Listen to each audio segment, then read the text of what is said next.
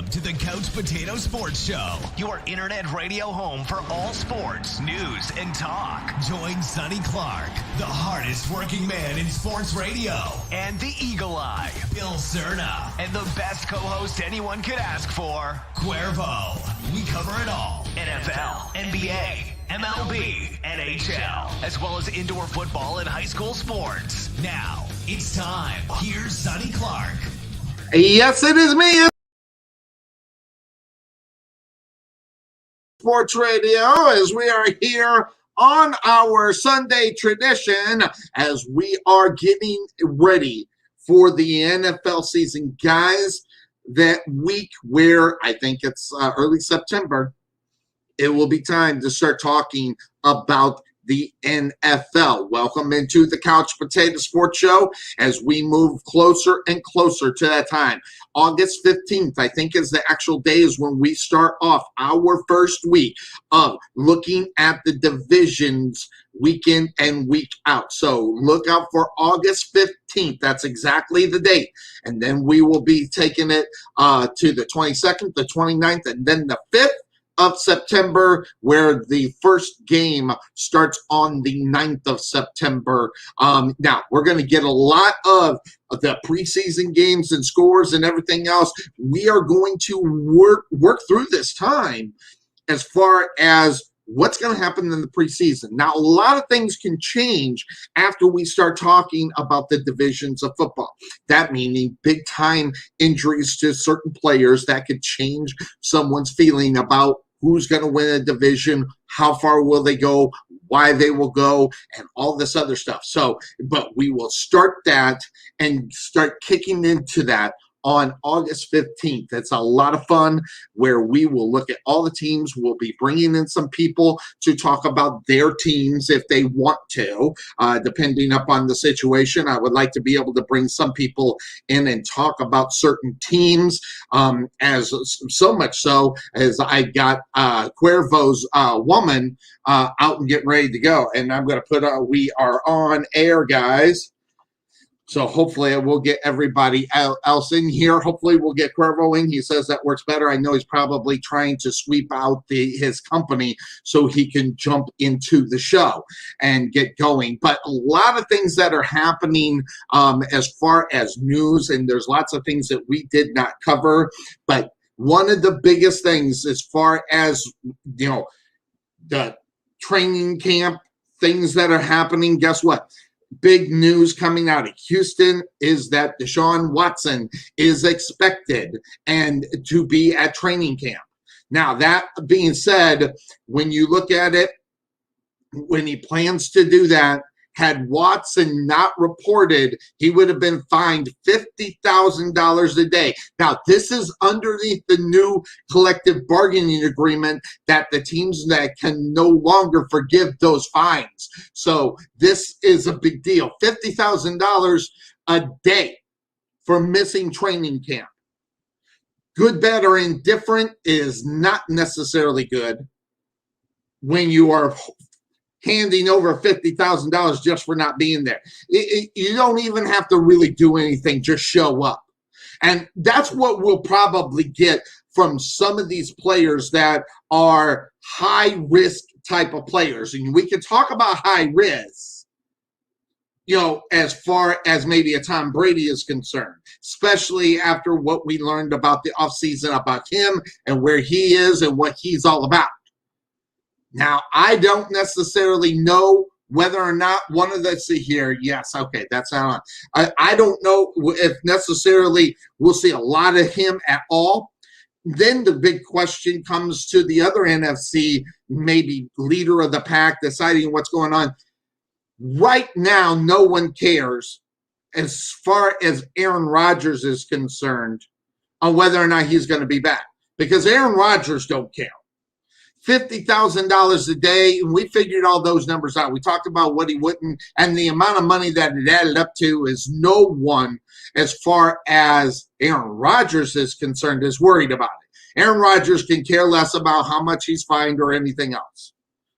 Now, all that usually gets turned around anyway, even though they made it to where they could not forgive those fines. You don't don't think for 1 second that the big stars are going to get their money somehow, some way back. Whether it's getting them a hit on the next contract or getting them a bonus or whatever the case may be on how much they lose. But Aaron Rodgers is a different monster. Aaron Rodgers can give a rat's fat ass about the Green Bay Packers. He can give a rat's fat ass about really football. And I say this not because I think that he is a bad person. I say this because he knows what he wants. But the problem with Aaron Rodgers is the team that he plays for. And really, to be honest, and we've talked about it on this show, if he was on any other football team, there would not be a problem. The problem is that the Green Bay Packers are owned by a community, and when decisions are made and how people are going to be doing, I mean, he turned down to be the highest paid player in the NFL. And all I hear is, well, it's not about the money. And guys, I'm going to tell you right now, don't fall for that. Maybe he wants more. Maybe he thinks he's worth more. Maybe he's one of these people that say, you know what? I know what I'm worth. I'm not going to pay less. I'm not going to play for less. Now, we don't know what that number is. That number has not been put out for anybody to take a look at. But right now, as far as the Green Bay Packers are concerned, without Aaron Rodgers at the quarterback position, you throw that NFC North division all together and you're going, good God, who's going to win it? And within the next few days, there's actually been reports that Aaron Rodgers has talked about announcing his retirement. Now, whether or not he retires is irrelevant. If he is in uniform, ready to go week number one, the Green Bay Packers are the favorite to win the division. If not, you got teams, including the Green Bay Packers. You got Love at the quarterback position. We don't know what we're going to get from him. We can see a lot of him in training camp. We can see a lot of him in preseason games. We can see a lot of him here and there. But really, it boils down to nothing until week number one of the NFL. And let's be honest, the speed of the game doesn't catch up until like week 4 or 5. So how Jordan Love is going to handle that situation if Aaron Rodgers is not going to be the starting quarterback is a big question. You still have the question on what's going on in Chicago with their quarterback situation, whether it's going to be the rook that they went ahead and drafted, or will they fall back on Andy Dalton. Then you got Detroit. Well, I don't know. It's Carson is not Carson Wentz. The other dude from the Rams. I'll get his name in a minute. I always forget this guy's name. Will he be able to step up and maybe make the Detroit Lions a viable candidate for winning that division? And then you have the Kirk Cousins-led Minnesota Vikings. This division of football is completely lost in reality without Aaron Rodgers. It's ascension. The Green Bay Packers win the division with Aaron Rodgers. If they don't, wow. Who's going to win? Why they're going to win? When are we going to see a team at real full speed? How long will it take for Jordan Love to figure out the speed of the game? So lots of things on that. Now, we were just talking about the Detroit Lions. So, and I'm gonna hop into this because I think there's a lot to talk about up on the top of this. First off, starting with, coaches and everything, we're going to get to those guys in a minute, but talking about quarterbacks, talking about where guys are going to end up, who's going to end up where and why, I'm going to just say when I take it, it's Jared Goff. It finally popped in my head. Jared Goff, without Aaron Rodgers starting, he's got to be the favorite as far as being the best quarterback within that division of football and talking the NFC North. But really, a lot of things, and we talk about things that keep people off track, keep people away from their main focus. And it's already kind of started. If you go to Goff, this just came out. They went and traded Jared Goff, who went to the playoffs several times and went to the Super Bowl. Yeah, he lost. He went to the Super Bowl, though. I have yet to see that with Matt Stafford. That's coming from the Niners safety, Jamie Ward, regarding the Rams getting, rid of Jared Goff.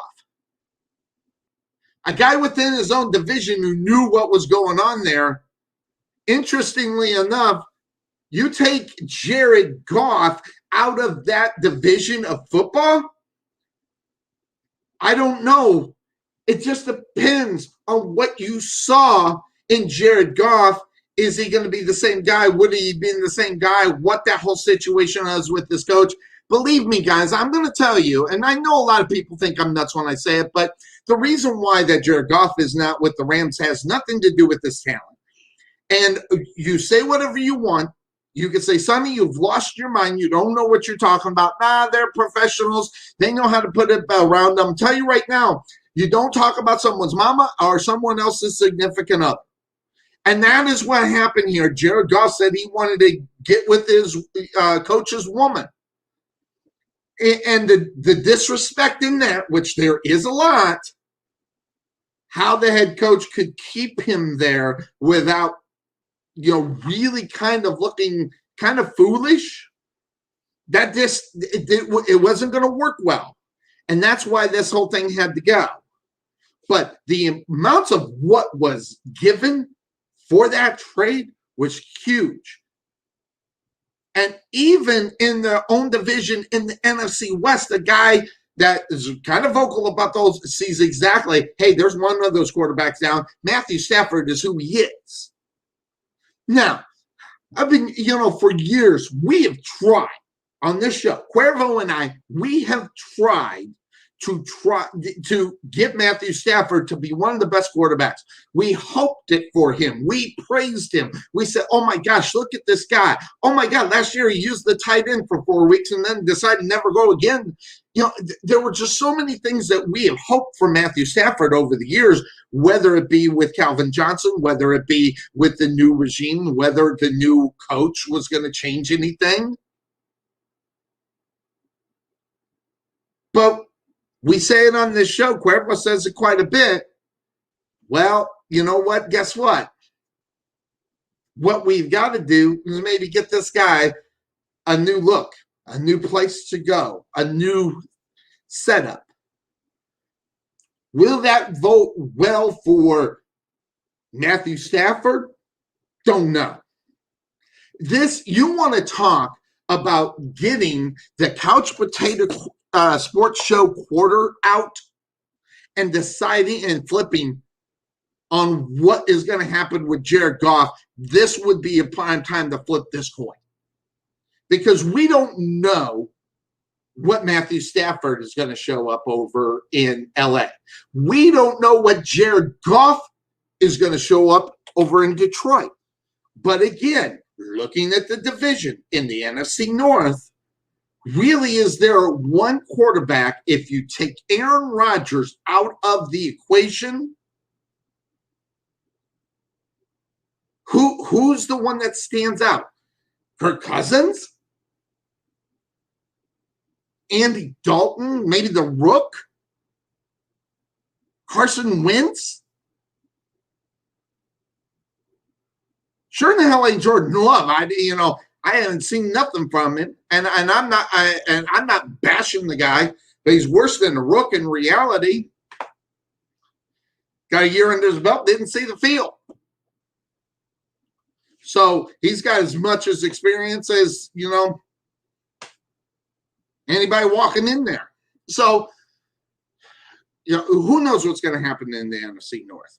But other teams recognize the change in Jared Goff being gone.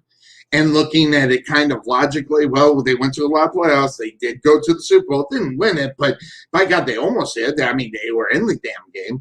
And looking at the logic of that tells you that without Aaron Rodgers, maybe Jared Goff is the guy within that division that is the best at the quarterback position. Who knows? So lots of things there. I will tell you, the Aaron Rodgers situation, and then you have Deshaun Watson saying that he's not going to just give $50,000 away. I'll show up. whatever anybody does that, they want to suspend me, take me out, but I showed up, I'm going to get my money. And that's what it boiled down to in reality, as it's been real quiet regarding Deshaun Watson. Oh, we tried to talk about it. A lot of people not talking about it. How many masseuses does he need? How many that are actually standing up? And we still don't have an answer to that whole question regarding Deshaun Watson and what his actual situation is regarding his legal things, whether it be, in a criminal court, which no one seems to think that it's going to end up at, or whether it's going to be in the civil court. So, interestingly enough, also thinking about the Texans, and we're just got done talking about the Chicago Bears. The Chicago Bears wide receiver Miller is on his way down to Houston in a trade, and by God, they didn't get anything. Got 6th-round draft picks or whatever. I'm telling you, I don't know. I think maybe the team that got the best out of that in reality was Houston. But him going to Houston, what does that say about Miller at the wide receiver position for the Chicago Bears? What has happened to where that isn't going to work? And I know Cuervo kind of had a little bit of love for Miller. So we'll take a look at it. So, guys, lots of subjects. I got an arm length of subjects to talk about here in today's run. Again, if I'm flying solo, I'm flying solo. I don't care. We're doing the sports show. Hopefully we'll get Cuervo in here. Hopefully we'll talk about some of the other things and get his take on a lot of things that are coming down as far as the NFL or whatever the case may be. Maybe we'll see what Cuervo has to say. So what we're going to do, since we don't have anybody in here now, I'm going to hop into the first set of commercials. When we come back, guys, we're going to hop into this. I got lots of things to talk about. We're going to talk about Stephen A. Smith. Yeah, and I don't know. For some reason, my recording has disappeared off of Facebook. I don't know what that situation is. No one sent me any messages on why, but it is completely gone. So, I'm not going to run away from what I think about Stephen A. Smith. So I'm going to talk about Stephen A. Smith a little bit later on in the show, or maybe whenever. Hell, who knows? So we'll do this. We'll take our first break here on the Couch Potato Sports Show. Hopefully we'll get Cuervo in. Maybe he got his high and tight done a little bit late after he kicked everybody out. Hopefully we'll get him soon. We'll be back here on the Sunday morning tradition on the Couch Potato Sports Show. 12 years in running. We're not running away. We're continuing on. We'll be back here. This is Sonny Clark, radio voice of your Rowlett Eagles, letting you know about RowlettFood.com. Do you want to have dinner delivered but you don't want to use Uber Eats? Contact someone locally that can do the same thing at a better price and faster. All you have to do is pick a restaurant on the list at the website, tell us what you'd like to order, then check out, and you'll have your food within 25 to 45 minutes, depending on distance. Check out RowlettFoods.com for your next meal at Raising Cane's, Golden Pie, Ponchos and Lefty, and more.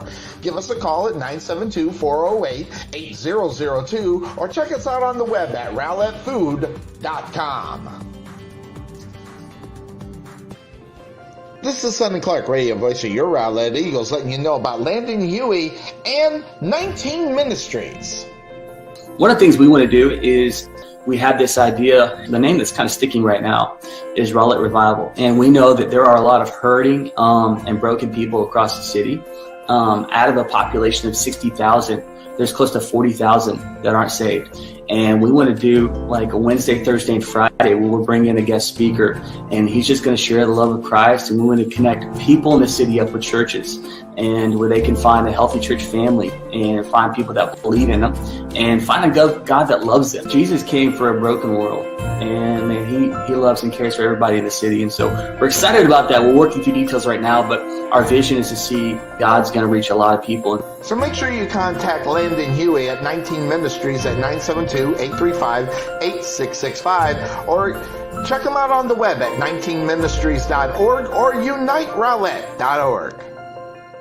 This is Sonny Clark, radio voice of your Rowlett Eagles, asking, are you looking for a new home? Want to know what your house could sell for in today's market? Then you need to contact Realtor Jeremy Morgan with Ray Hubbard Real Estate Group at Keller Williams Rockwall.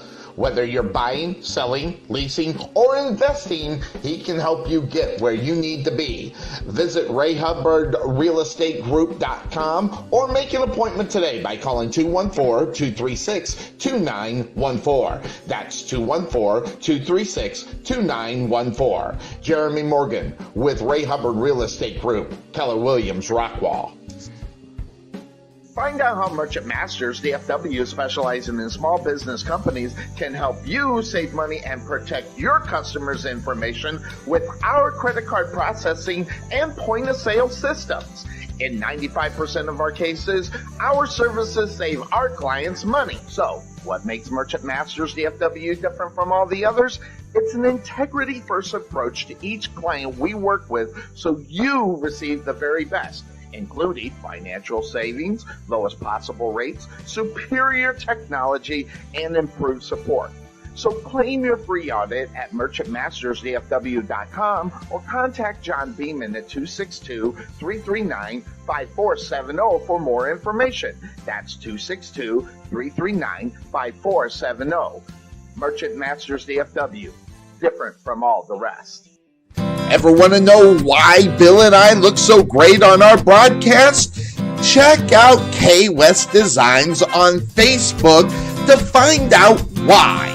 Check out all the samples that Kelly has got up so you can see, especially if you have that special occasion that needs something original, something designed, something that just says, this is our moment. Check out K West Designs on Facebook or give her a call at 469-601-5856. That's 469-601-5856. Again, K West Designs. Make yourself look original or different or just something just for you. K West Designs.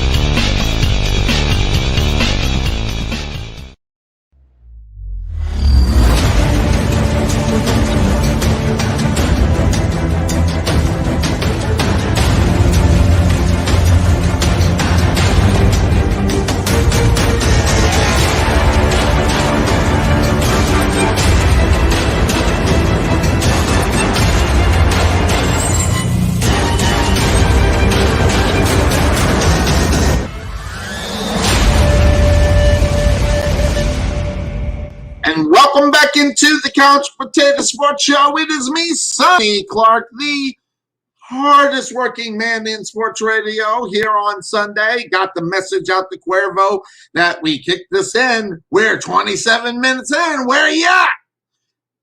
Fashionably late or kicking out the family members. Let's go.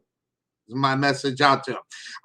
And guys, I can't unfortunately wait for him because he's not necessarily sure if he's going to be able to get there.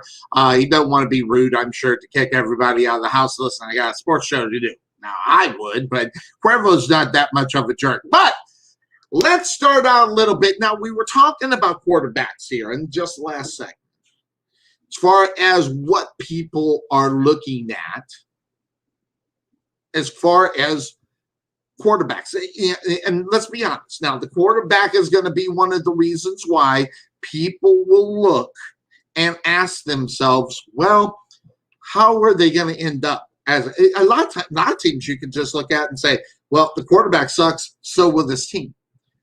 I mean, because now everybody's got a great defense or anything like that. So let's just make sure that that's right. So, but an interesting thing about the quarterback position, okay, is that there have been a lot of movement. Now, we talked about Jared Goff heading over to Detroit. We talked about Matthew Stafford heading over to the Rams. But they're not the only two teams that made a major change at the quarterback position. And they're not the only ones who were thinking to themselves, how is this guy going to be? So let's look at it. We've had some quarterbacks move. We talked about Jared Goff. Of course, that whole situation, again, if we don't get any Aaron Rodgers, I don't know how he's not the best within that NFC North division. And Matthew Stafford, he is the epitome. He is the epitome as you don't know what you're going to get. To phrase a big major movie moment. But other teams that have got new quarterbacks, that would be the Washington Football Club. They've got a new quarterback in Ryan Fitzpatrick. Now, the Ryan Fitzpatrick situation is a very interesting thing. If I'm not mistaken, I think I read how many teams he's played for and started week number 1 or something like that, was like 16, 17. Whatever the number is astronomical. Starting in week number 1. Something like 1/3 of the team. So that is an interesting situation again, as well, as because you don't know how that NFC East is going to play out. You don't know well, I guess the question more so is Dak Prescott going to be ready week number 1? Will he be 100%? Will he be what we saw last year? Will he get up and make his presence known? We don't know.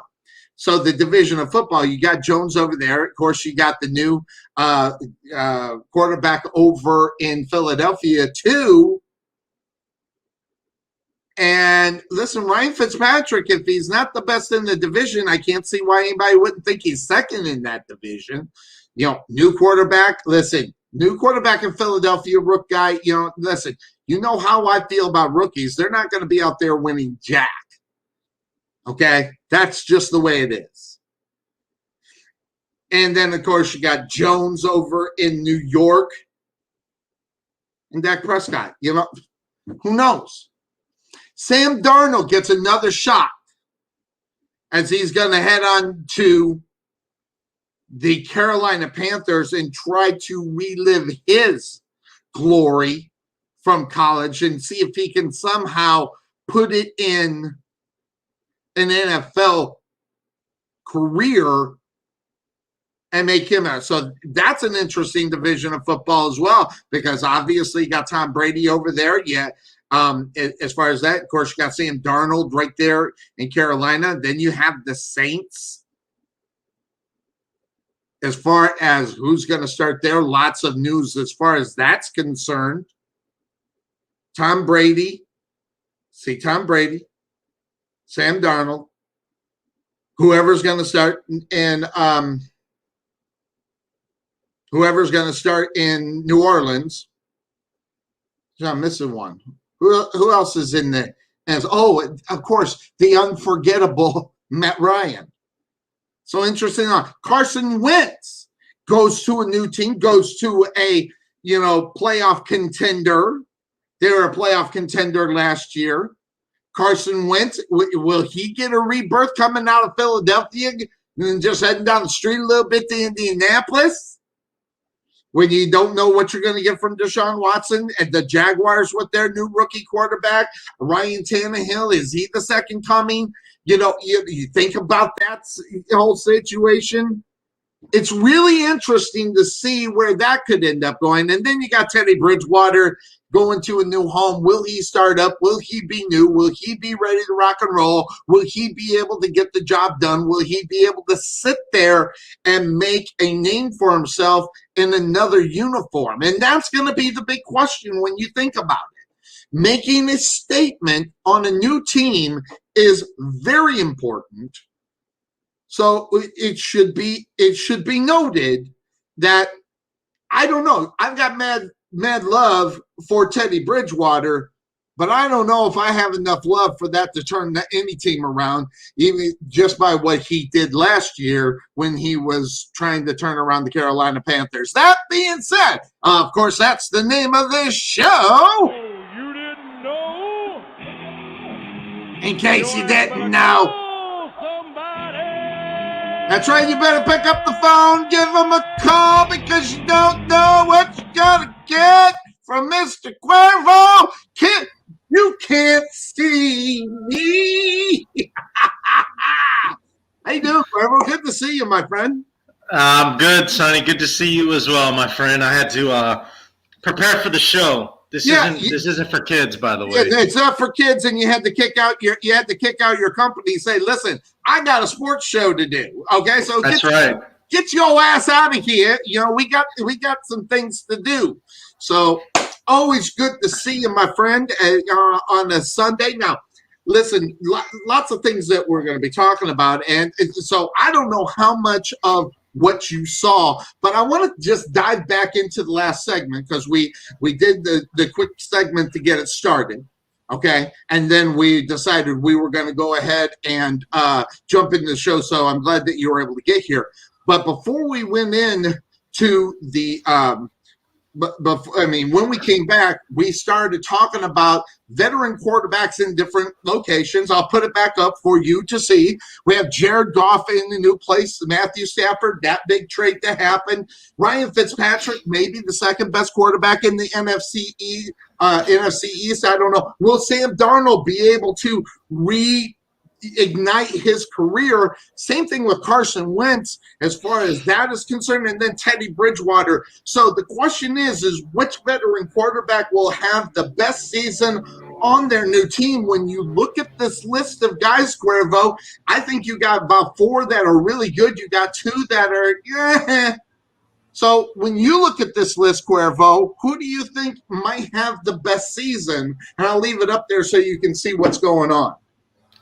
Yeah, no worries, Sonny. I appreciate it. So the question is pretty much the best season.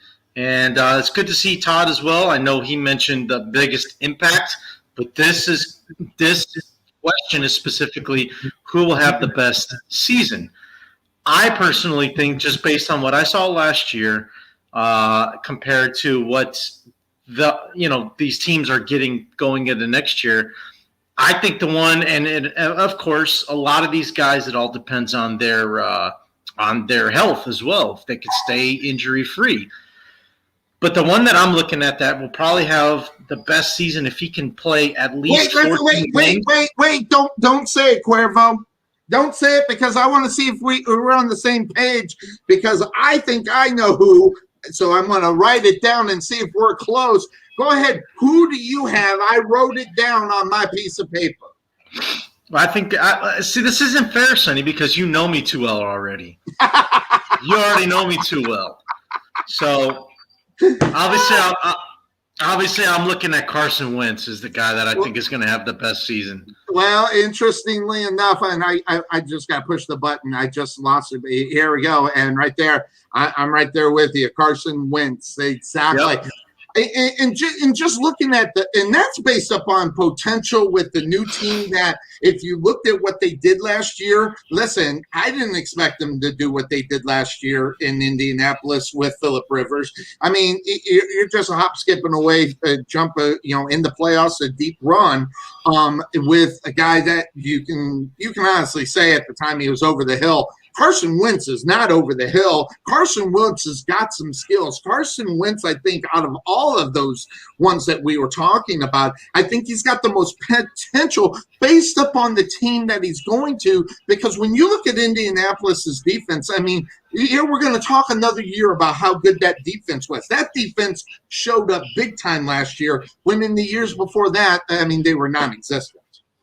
No, they were non-existent, and I mean, you saw flashes of them improving over the past couple of years, but then last year is when they really hit their peak as far as potential. We'll see what happens next year, but from what it looks right now, I mean, I think Wentz, but again, he's got to be in the game. He's got to stay healthy. He's got to be able to,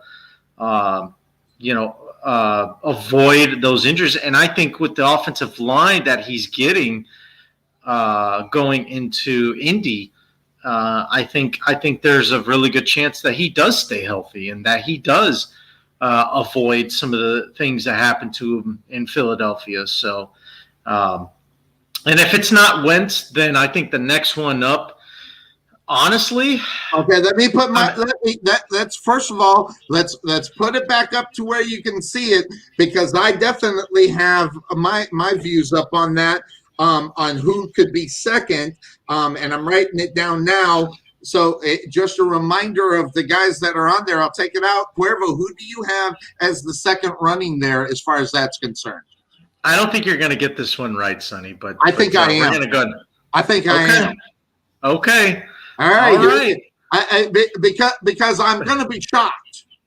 I know I'm going to be shocked, right, Cuervo? I'm going to be shocked, right? I don't know. I'm right. I'm right. He knows I know him so well. I tell you what, if you get this one right, then I'm convinced that you somehow from 1,500 miles away, you can actually read my mind. You have the ability to do it. Well, there's Wentz. I haven't showed you number 2. There's Wentz. So who do you have as number 2, Cuervo? Well, it's the guy that has the greatest nickname that you've ever heard before. We're not on the same wavelengths there. You're right. I missed it because I know who you're talking about now that you say it. Of course, you give it away with the wonderful thing with Mr. Ryan Fitzpatrick. See, I'm going to go with you. I'm going to go second. I'm going Jared Goff. Jared Goff. Yeah, I think as far as in Cuervo, that goes, just to go back to our screen here. Let me see if I can find it because I thought it was an interesting thing. Good to see you, Brian. Not Wentz. He says not Wentz, but, so Tarvin, let us know who you think is number 1. But that being said, Cuervo, where is it? Right here. Take a look at what was said right there within the NFC. They're actually glad to see this guy get out of that division, Cuervo, it sure looks like. It's just more in the fact that they don't have to deal with a Jared Goff. So that only leaves 3 others because who's going to replace Jared Goff is not going to be Jared Goff. It's not going to be anybody, to write home to mama about in reality as far as I see. So the list again, I'll put back up for Tarvin because he wanted to see the list again. It's which one of these 6 guys are going to have the best season in their new town. So I'm actually a little bit, and he's saying Matthew Stafford. And Cuervo, that's interesting that he says Matthew Stafford because I'm hearing that as well. There's lots of talk. But here's the thing about Matthew Stafford. Mm-hmm. We've been trying to get this guy to be one of the best quarterbacks in the NFL for 3 or 4 years that we've been trying to get him and try to promote him. He just can't seem to take that next step. But like you said, Cuervo, sometimes a change of scenery is the best thing. And that probably, if he's going to be any good, because he is not Hall of Fame worthy, I don't care what anybody says, if he's going to get that, he's going to have to change his team and he's going to have to be successful over in L.A. Well, yeah. I mean, he's going to have to prove that, going to a new team, that it wasn't him that was the problem in Detroit as far as them taking that next step, that it was everything else around him. So 2 things real quick for Tarvin. Number 1, I think the SEC homer in him's picking Stafford. And that's why. And number two, on this one, Tarvin, sorry, you can't pick Cam Newton, so he's not a part of the list. He's not part of the list, but because he's been at his place for a year already, so that's right. Add that on there. So, but always good to see Brian Tarvin. But I'm going to say, I mean, obviously the guy that on that list. I mean, you're looking Teddy Bridgewater again. Everybody knows that Sonny's got some mad love for Teddy Bridgewater. I don't see a lot of people were talking about how the coaching style was not his way, and I completely get that. But still, they should have won more games regardless, even if it didn't fit his style or wasn't. They needed to win more games before I felt good about them going over to Denver. And your woman can't be too happy knowing that maybe Teddy Bridgewater might be your starter. I mean, that's pretty sad, I would think. Well, I'll put it to you like this. And I've mentioned this before. She's just happy that Drew Lock is not the quarterback anymore, bottom line. Yeah, got it. Yeah, exactly. No, I think I'd rather have Drew Lock. And listen, and you're talking about the guy's got some mad love for Teddy Bridgewater. I don't necessarily see that, but interestingly enough, Cuervo, thinking about the NFL, thinking about quarterbacks, and obviously a lot of teams that are looking at their quarterback position, whether it be New England. I mean, they've got a quarterback problem up there. Say whatever you want about Cam Newton, and I'm sure Brian Tarvin will. I think he actually probably agrees with us now. I think he's seen the error of his ways. But that being said, there's a team right now where a guy, is on a hot seat, but he's a Hall of Fame quarterback, and I'm talking about Big Roethlisberger. And interestingly enough, when you take a look at these numbers that he has had, and you see against the guys who are all-time, Big Ben is number 7 all-time, and he will definitely have an opportunity to move up to the number 5 position to get ahead of Phillip Rivers, depending on, obviously, what kind of season that he has. But I will tell you, Cuervo, this one's a very – this guy right here, it's a put up or shut up kind of season in reality when you're talking the Pittsburgh Steelers and Big Ben Roethlisberger. I mean, you're looking at those numbers. I mean, he's just making his way on up there. And even, he's not going to reach, your boys, Peyton Manning's number. He's not even going to hit Brett Favre, but still he's got an opportunity to end up with number 5 for crying out loud when you look at that list. Yeah, he doesn't. Time out real quick. I'm looking at that list. Okay. Did I? I mean, I know I'm getting older, Sonny, and maybe I need some glasses. Does that say number 9 is Matt freaking Ryan? Listen, no, you don't need glasses. And I'll put it back up so you can see it. I just got to find it again. But no, that number is, and I got to take Todd's comment down so we can see it. But there is Matt Ryan right there at number 9. Listen, the guy's had weapons, Cuervo. I mean, it's not like the guy didn't have any big time receivers like Julio Jones for a long period of time. I mean, so when you look at that, and I get what you're saying, it's hard to believe that Matt Ryan's there, considering what he has not done for his football squad.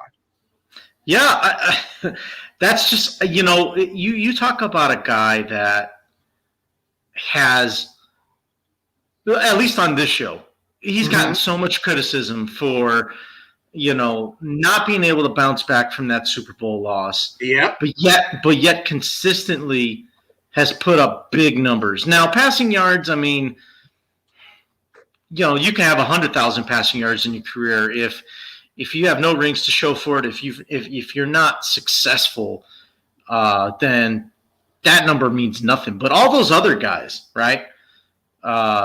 Most of them, Brady, Peyton Manning, Drew Brees, Big Ben, Eli Manning. Well, not just that, but they've got jewelry. Yeah, they've got jewelry, and so you look. It's one of those numbers that you look at and you're amazed by it, but how relevant is it really? It's kind of like hits in baseball. You talk about Pete Rose, but what did all those hits translate to? Just like passing yards in the NFL. Oh, Drew Brees is the all-time passing leader, right? I think his number said 80,000. Correct. Yeah. But here's what you said about jewelry is true.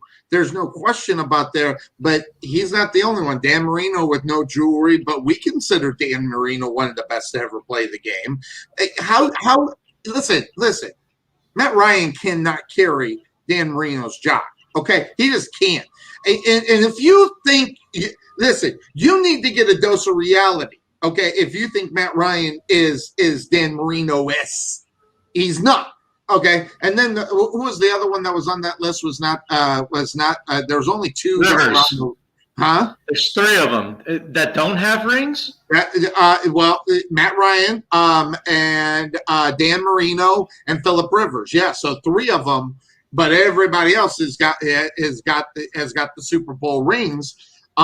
But it's MVP. Look at all those numbers. We know Drew Brees is going to be in Hall of Famer. Tom Brady is. Peyton Manning, Brett Favre, Phillip Rivers. I don't know.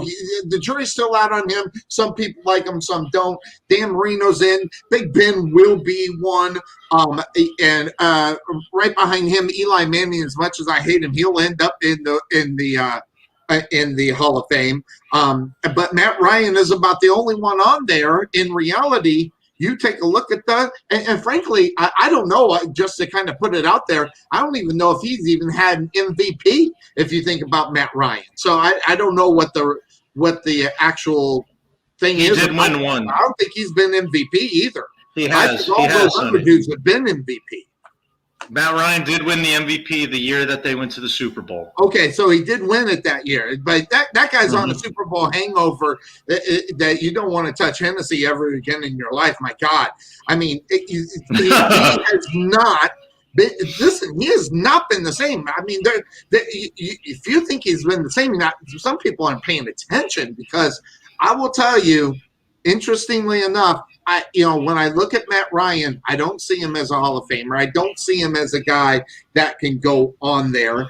But taking a look, and Todd Mintz makes this, and I'll bring this up, okay? He says he's interested in points. Both Locke and Teddy Bridgewater have fall, but they can throw for 250 yards a game. I don't necessarily think that's so between the 20s, but interestingly enough, everybody is trying to anoint Lamar Jackson as the second coming, and this guy does not even average 200 yards. He averages 180 at best. I don't know what the number is, but it's not 200. And when you're going to think about those numbers, you think Hall of Fame, you think consistency, you think a guy that can get you to the dance. He's got to be able to consistently hit that ball in the air for 250, and then whatever he does with his feet, wonderful. But Lamar Jackson, I think he's getting a little bit too many accolades right now. Until that guy can throw the football on a regular basis, I don't even want to hear about it. You know what? Honestly, Sonny, let's and on this show it's just about as real as it gets, right? When it comes to football. Here's the deal: that the game has changed so much that it doesn't matter if you throw for 400, 500, or 100 yards. Here's the bottom line in the NFL today, Sonny. Okay. Is you could throw for just one touchdown a game, and you'll be considered a good quarterback. And it's not that it's watered down, but here's the common mistake that we continue to make when we talk about quarterbacks and stats and all that stuff. As long as you do this one thing, you're going to be considered a above average quarterback, maybe even elite if you make some highlight plays every now and then. Mm-hmm. Here's the one thing you go ahead and write it down. Let's see if we match answers here. All right. I got mine. Don't turn the damn ball over. That's all you got to do. That's a good point. But I think the one that's a little bit more important is this. Well, yes, but that's what I'm saying is as long as you don't turn the ball over, you are going to win the majority of your games. So the fact that Lamar Jackson, my point is the fact that Lamar Jackson only throws for maybe 200 yards a game, maybe 1 to 2 touchdowns a game. But the other thing is interceptions, a lot of times it's this many. Well, you would think so. But here, and then when you look at guys like, when you're comparing like Todd did with Drew Lock and Teddy Bridgewater, yeah, those guys are both, average to below average quarterbacks. But who's going to be the one that protects the ball in the fourth quarter when the game is close, the game's on the line, and you just need your offense to get down the field? Just all you need is a field goal to win the game. Mm-hmm. Who's going to be the dum-dum that throws an interception on a desperate throw or a desperate play that they're trying to make? Let's ask the question: who's more likely to do that, Drew Lock or Teddy Bridgewater? To me, I think it's Drew Lock. I would think so, because and that's why Bridgewater is going to be the starter. Time to do it, in reality, looking at the ages and everything else. But listen, like you said, one of our things that we do is we try to keep it real on this. So that being said, there's a thing there by Brian Tarvin talking about Matt Ryan being a Hall of Famer.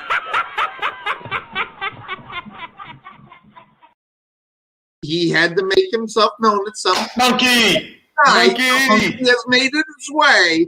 But I'm sorry. Listen, Matt Ryan, yeah, big arm, but why are we just so destined to put a guy in the Hall of Fame when he hasn't done anything? I mean, has he won that division of football on a consistent level? I mean, if you want to make that a big thing, because who went in the division, who cares? It's about the Super Bowl. But if you want to make that something, I don't know. Okay, all right. He corrected himself. he might have corrected himself, but it goes back to what we were talking about a couple weeks ago, Cuervo. Everybody's so quick to anoint these guys as the next best thing when they haven't done anything or proven or at least even shown glimpses. Now, Matt Ryan has shown that he can actually be a good quarterback, but really in reality, it's not about stats because this is a different game than what it was back in the day when Dan Marino's been throwing for all those yards. Looking at that guy, and you just see the greatness and how he presents himself. Matt Ryan has not, at least, listen, since that Super Bowl, that guy's been non-existent. He's been irrelevant. And I will tell you, keeping him, and there's another thing, and that's a good point too. Before they made it to the Super Bowl, that Falcons team could not win out on the road. So when I look at greatness and everything, and we talk about the Hall of Fame all the time on the show, who's worthy, who's not. I won't say who. I won't jump into my regular routine here, but I'm going to tell you, we're quick to annoy, and Matt Ryan is not a Hall of Fame quarterback. Cuervo told me I'm wrong. I can't, Sonny, because you're not wrong.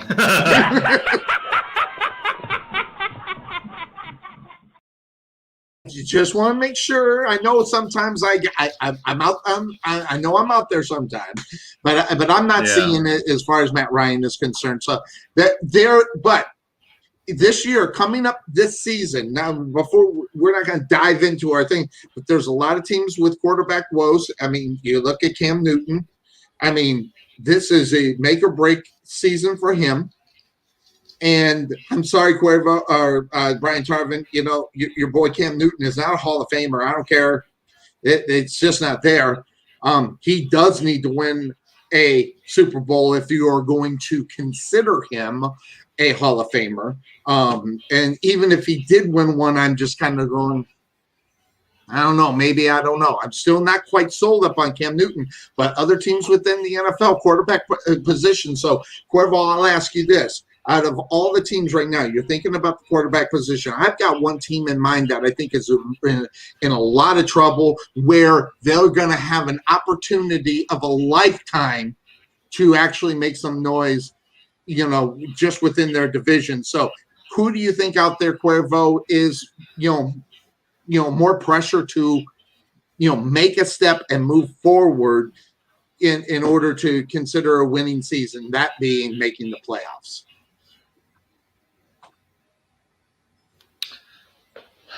Okay, let me make sure I heard your question right. Which team has the most pressure? Most pressure to make the playoffs. To make the playoffs, and it's on the quarterback's shoulders. And it's on. I mean, we can break down the teams, which we're going to do starting August 15th. We're going to start breaking down the teams. But thinking about the quarterback position, who do you think has got the most pressure on them? Maybe not even a player, but how about just a team in general? And Brian Tarvin has already put his out there, the Patriots, as far as that is concerned. And 49ers, Giants, either one of them, I know there's a team right now that has to make a move and be a difference maker just within their own division of football? Sonny, you've really put me on the spot on this one. I did. And that's the reason why. I mean, guys, we don't get together. We just throw it out there. I'm going to tell you mine, Cuervo, and I think you're going to agree with me. With what's going on with Aaron Rodgers, the way it sounded like this guy ain't coming back, the Chicago Bears are quite possibly the most interesting team and has the most pressure because, again, you don't know what you're going to get from Carson – or not – I got Carson Wentz on Jared Goff. You don't know what you're going to get from Jared Goff, okay? So that's number one. Jordan Love, he's just might as well be a rookie. And then you got wonderful Kirk Cousins. I mean, the Bears need to take a hold, whether it's Andy Dalton or that young kid Fields, and actually make a move and say, listen, we are going to start making ourselves known, and playoffs are not, crazy thinking for us as far as being a football team. I see your point with the Bears, Sonny, and I understand where you're coming from. I think when it comes to the Bears, though, I think the pressure is on Matt Nagy more than it is on the quarterbacks. And I say that because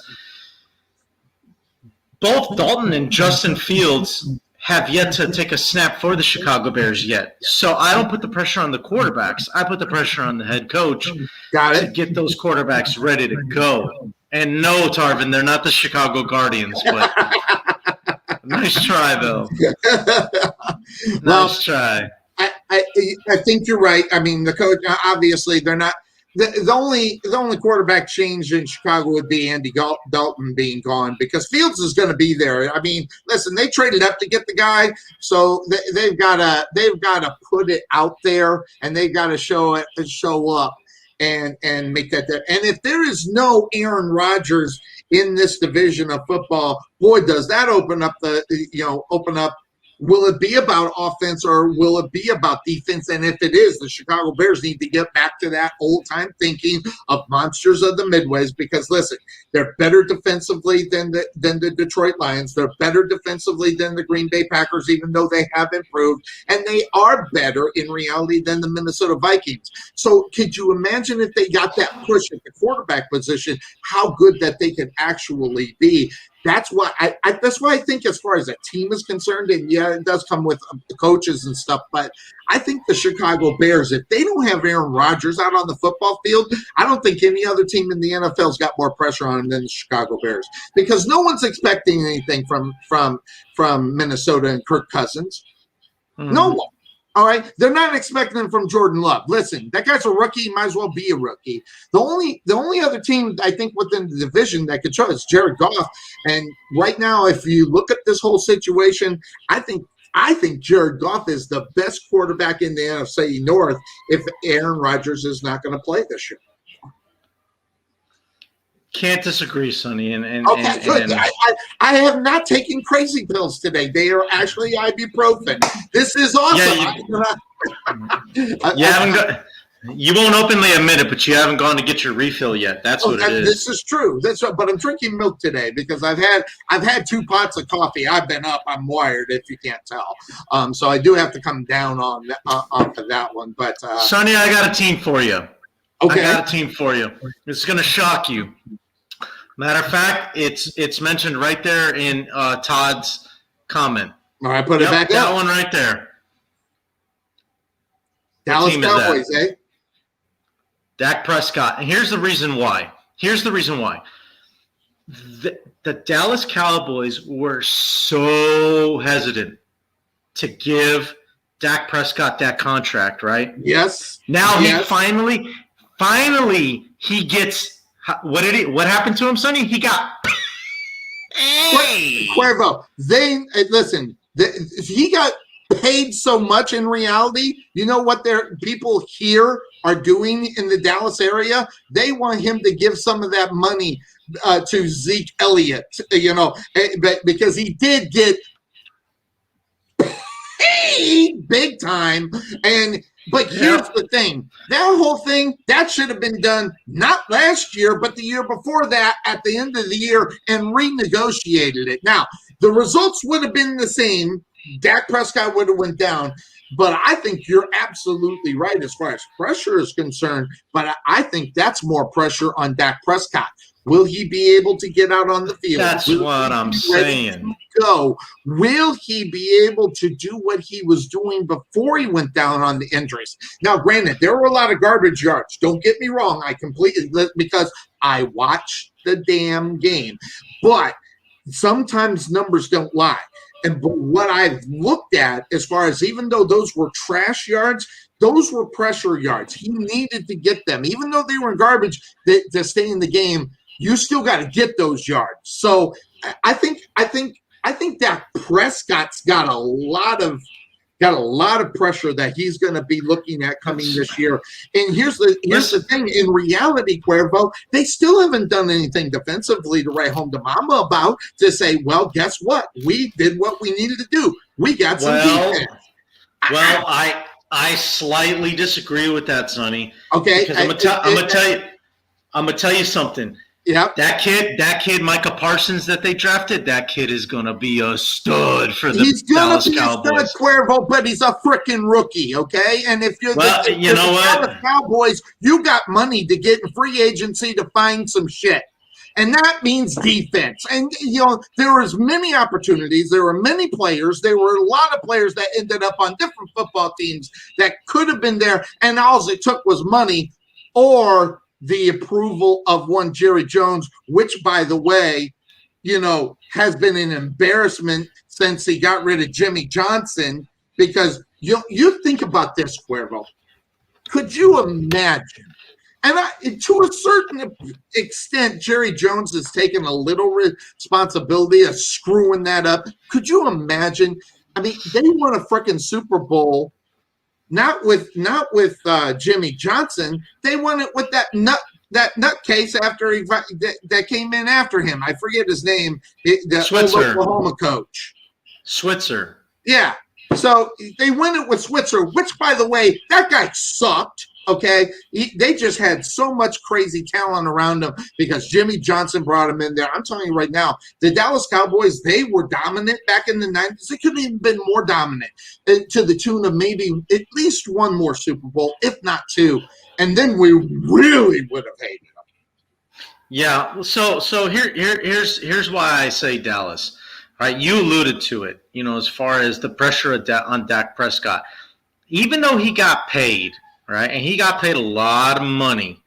I'm going to tell you right now, I don't think the Dallas Cowboys would hesitate to fork up the dead cap space that it would take to trade Dak Prescott after 1 or 2 seasons if he doesn't take that team to the next level. Now, am I saying it's going to be Dak Prescott's fault? No, I'm not saying that. Nope. At the same time, though, what normally happens? It's on the coach and the quarterback. When the team doesn't perform, when the team fails, it's always on the coach and the quarterback. And I'm going to tell you right now, Jerry Jones will pay out of his own pocket to get Dak Prescott out of town if they don't start winning soon. And that's the cycle that the Dallas Cowboys continue to have. It's almost like, what the New York Yankees go through in baseball, where they just keep paying different players to come to Dallas. And so it's going to be interesting to see. And I'm going to tell you something. You and I both know, Sonny, Dak Prescott's not the problem. All I'm going to say is go back and watch the comeback, all right, before he got hurt last year at the beginning of the year against the Atlanta Falcons. They were down by 20 points with like 6 minutes to go in the fourth quarter. Yeah, and Dak Prescott made that happen. Yeah, that and a watermelon kick is that what it's called? The watermelon kick sealed the deal, but I'm going to tell you right now, Dak Prescott is definitely the best quarterback in the NFC East. So he definitely has got mad skills, and he's plugging in his computer before we lose him. I like that. Good thinking, Cuervo. Appreciate that's that. exactly what I'm doing. Yeah, so I know what he's doing. But Dak Prescott he's got a lot of pressure on him, and interestingly enough, I don't know. I don't know, Ryan. I don't know if we're going to do a fantasy league for the Couch Potato Sports Show. All I know is I haven't played in over 6 years. So I don't know if I'd even be any good at it. I used to be really good at it. We covered that for many years up on our show. Yeah, you missed the show. Hey, Brian, you can join us. You've got the link. I put it in the link if you ever want to join. But I don't mind him just hacking on. Probably can't because he's got the family there. But yeah, no, I didn't win the pick'em last year. The man sitting right there won the. Actually, no. Cuervo didn't win the pick'em last year. No, your brother did. My brother, DC Dennis Clark, which, by the way, really doesn't have a clue in reality when it comes to Yes, he was the winner last year of the Pick'em, DC Dennis Clark. So, interestingly enough, yeah, so. But, hey, Brian, real quick, Sonny. Brian, if you want in on a league, send me your email address. I run a league every year, so you're more than welcome to join ours. Yeah, I'm horrible. I don't think I'd be good at it. I used to be really good. We used to be spot on, and everyone, and we'd have that one guy from Jersey in the house. He used to call all the time, and he hasn't found our show. I've been trying to find him to let him know, that we've gone video. So hopefully we'll get him. Now, lots of things to talk about, Cuervo. And before we went to break, we were talking about Deshaun Watson. Deshaun Watson not willing to give up $50,000, to $50,000 to a day to give. Aaron Rodgers don't care because, as it sounds like, he may be going out. If he does, great. If he doesn't, whatever. But Deshaun Watson's not interested in giving up, close to $500,000 as far as training camp is concerned, for him to stay out. He could just go there and sit there and stare into space. That's all he has to do. But interestingly enough, we have not heard a lot about the Deshaun Watson situation in a long time. By the way, here it is. He wants you to write it down. So I took a picture of it. I got you, Brian.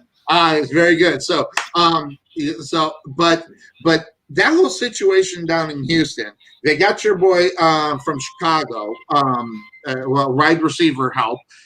Did you see that? I don't know if you saw that. I did. Yep, Anthony Miller. What was his name? Miller. What's his first name? I forget his first name. But Anthony Miller. Anthony Miller. So, which, by the way, I thought he was all right. By the way, that being said, of course, when you see what's going on down there, wait a second. I gotta find it because I've saved it for so long and I haven't been able to find it. Where is it? There it is, right here. Hold on, let's do it. Just a good old boy, never meaning no harm. Beats all you never saw, been in trouble with the law since the day they was born. Let me change the frame. I'll get out of that. Let's frame. go, Tarvin. Hey, Brian. How you doing? Good to see you, big man. Good to see you. The kids fell asleep. No bigger Cam lover than Brian Tarvin. That's right. This is his year now. I'm telling you, this is his year. So, that being said, talk a little bit about what you were talking about in chat. I mean, we put it up on the board who was going to be, the best, and you were going the other way. You were talking Matthew Stafford in reality. Talk a little bit why you think that crazy nut can actually maybe make some noise. I mean, you think about Detroit over the last, let's say, 10 years, where there's been Matthew Stafford's the only reason they ever show up in the win column. The only reason they finish 7-9, 8-8, 9-7 sometimes. He's a 12-win quarterback on a good team. I'm telling you, you give him an offensive line. I think the Rams have that. Good defense, good receivers, running back. I'm telling you, this guy could win 12, 13 games year one. We've been saying that for years, Cuervo, but one of the big things, and I'm telling you, it affected the game. That guy couldn't find a tight end to save his life. And not only that, he's moving away from the best one that he's had for the last 2 years, by the way. Yeah. That guy couldn't find the tight end. They had many. Pollard. I mean, there was a long list that we named. I mean, he was going to one guy only, Calvin Johnson, and how that guy made the Hall of Fame, I don't know, but he's there. But so it just begs the question if he's in the Hall of Fame. I mean, Matthew Stafford should be, but I just don't see that either. But I mean, but you think that he's going to be able to go over there in the NFC West and make a difference with whether it's with what's the guy in Seattle? Russell Wilson. Yeah, you got Russell up there.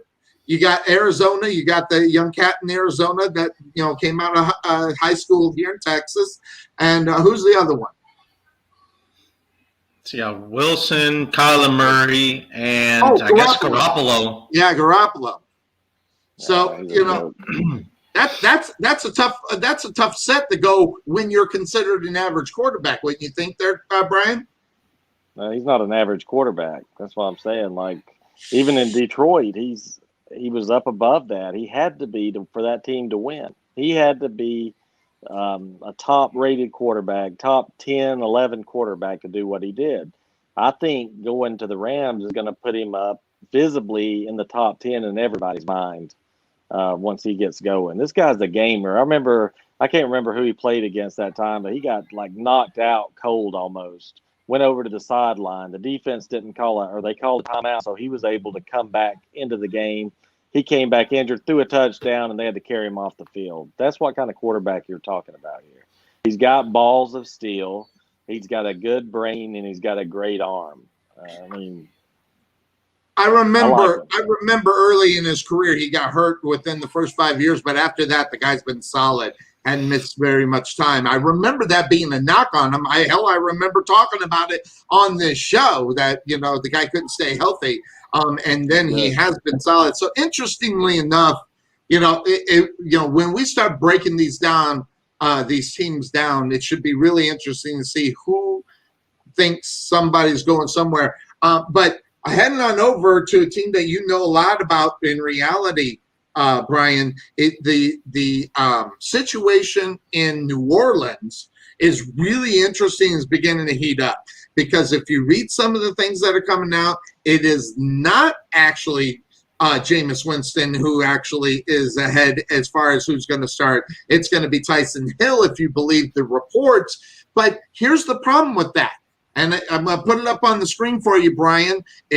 Guess what? Michael Thomas is expected to start the year on, he's probably going to be on the PUP list. So 4 months without your number one wide receiver. Then you don't know who's going to be at the quarterback position. I don't know how this bodes well for anybody in reality. When you think about what's going on in New Orleans, this might be the first time we're talking New Orleans, maybe third within the division of in reality. Yeah, Cuervo said something earlier that is very important about quarterbacks: turning the ball over. Do not turn the ball over. Jameis Winston's going to throw 3 picks a game. I don't care how many yards he throws and touchdowns. He's throwing 3 picks. That's going to kill them in that division, I think. So I would go with Hill probably. Winston can give you some great plays. He's just so inconsistent. And when I say inconsistent, he turns the ball over, but I guess that makes him consistent because he's consistently throwing interceptions. That's true, but he's also up under a different regime over there. Can Sean Payton change that thinking, changing that, that momentary lapse of judgment, because that's all it is in the NFL. It's a momentary lapse of judgment and trying to make it successful. So Cuervo, when you're looking at the Saints, as far as I'm going Jameis Winston because of experience. It's not necessarily good experience per se, but what I will say is that I think, and I could be wrong, I think you need that experience going up against a guy that is what the GOAT in reality. You cannot start out slow, and I don't know. I watched the damn game. I saw Tyson Hill. I don't think he looks like a quarterback. I don't think he's built to be a quarterback. So, Cuervo, what do you think, Hill or Jameis Winston? I know we kind of talked about it, but Tarvin wasn't here. What do you think? Yeah, I mean, I would also say, even though you might not score as many points a game, but you're not going to give the other team opportunities to score points either. So Taysom Hill is the guy that can do that for you. I mean, Jameis Winston was, the first 30-30 guy in NFL history, and that's not a good thing. So good point. It's a good point. And Who did how they many draft, points Cuervo? do Who did those they draft? 30 add up to? Yeah. Well, I mean, 180 points. Yeah. I mean, yeah, because you look at Tom Brady last year, the guy was a turnover machine in reality, but what was the end result of that? The defense came in and stopped a lot of it. So there weren't a lot of points scored when Tom Brady, which by the way, he threw some picks at bad times too. But Super Bowl champions, I mean, it's hard to argue that in reality. And if you're Tom Brady, regardless how many you've thrown, which by the way was the most in his career, so you got that going on. And so interestingly enough, I think I'm gonna start the season with the experience because they can't afford to not really get out of the gate really quick within that division because the Bucs are gonna own it. And you're not listen. I love me some Sam Darnold, but I'm not trusting what's going on in Sam Darnold. I'm not trusting what Matt Ryan can do. So you got to at least be able to at least maintain and stay somewhat close to the Bucs. And I think you got to start with experience. And I think you got to go. But I could be wrong. But it should be really interesting. Sonny, is it possible Drew Brees comes back this year? Is there anything that would make him come back during the season? I don't see when you're not the first one I've heard say that, and when I hear it, it sounds like that could be something, but at the same time, I don't know if he's that kind of guy. I mean, he's not a Brett Favre, so that's you can't decide whether or not that guy's going to come back or not. I mean, he said retired. He meant retired. I don't know. I don't think we see him. I mean, unless something drastically turns really bad or something's going fantastically well, I don't see much need for him to come back. I don't know, Cuervo. What do you think? I don't see it as of right now. I mean, I don't know of any rumors swirling around. I haven't seen anything, but Brees doesn't strike me as a guy that okay, I'm going to retire. Okay, I'm back. Okay, I'm going to retire again. It doesn't seem that way. Yeah. Plus he's old, though. I mean, he is old. You could tell last year it was catching up to him. It took it catches up to all of us. Like Tom Brady, it didn't look like it affected him. I mean, Brady's older than Brees. And it didn't even look like it affected Tom Brady, but they're not youngsters anymore. There's no question about that. I mean, because if they were youngsters, we'd be seeing probably this. From the 12, Jones. Yes, I had to put it up. Yes, we had to see it because if we don't see it every once in a while, you just might forget it. So I had to put it up. Sorry, guys. It's one of my favorites. Yeah, so. But interestingly enough, look at the NFC East for crying out loud with the quarterback. Obviously, Dak Prescott's the best quarterback within that division, but you got Ryan Tannehill, right? Or Ryan Fitzpatrick. Then you got the guy we just saw, in Jones.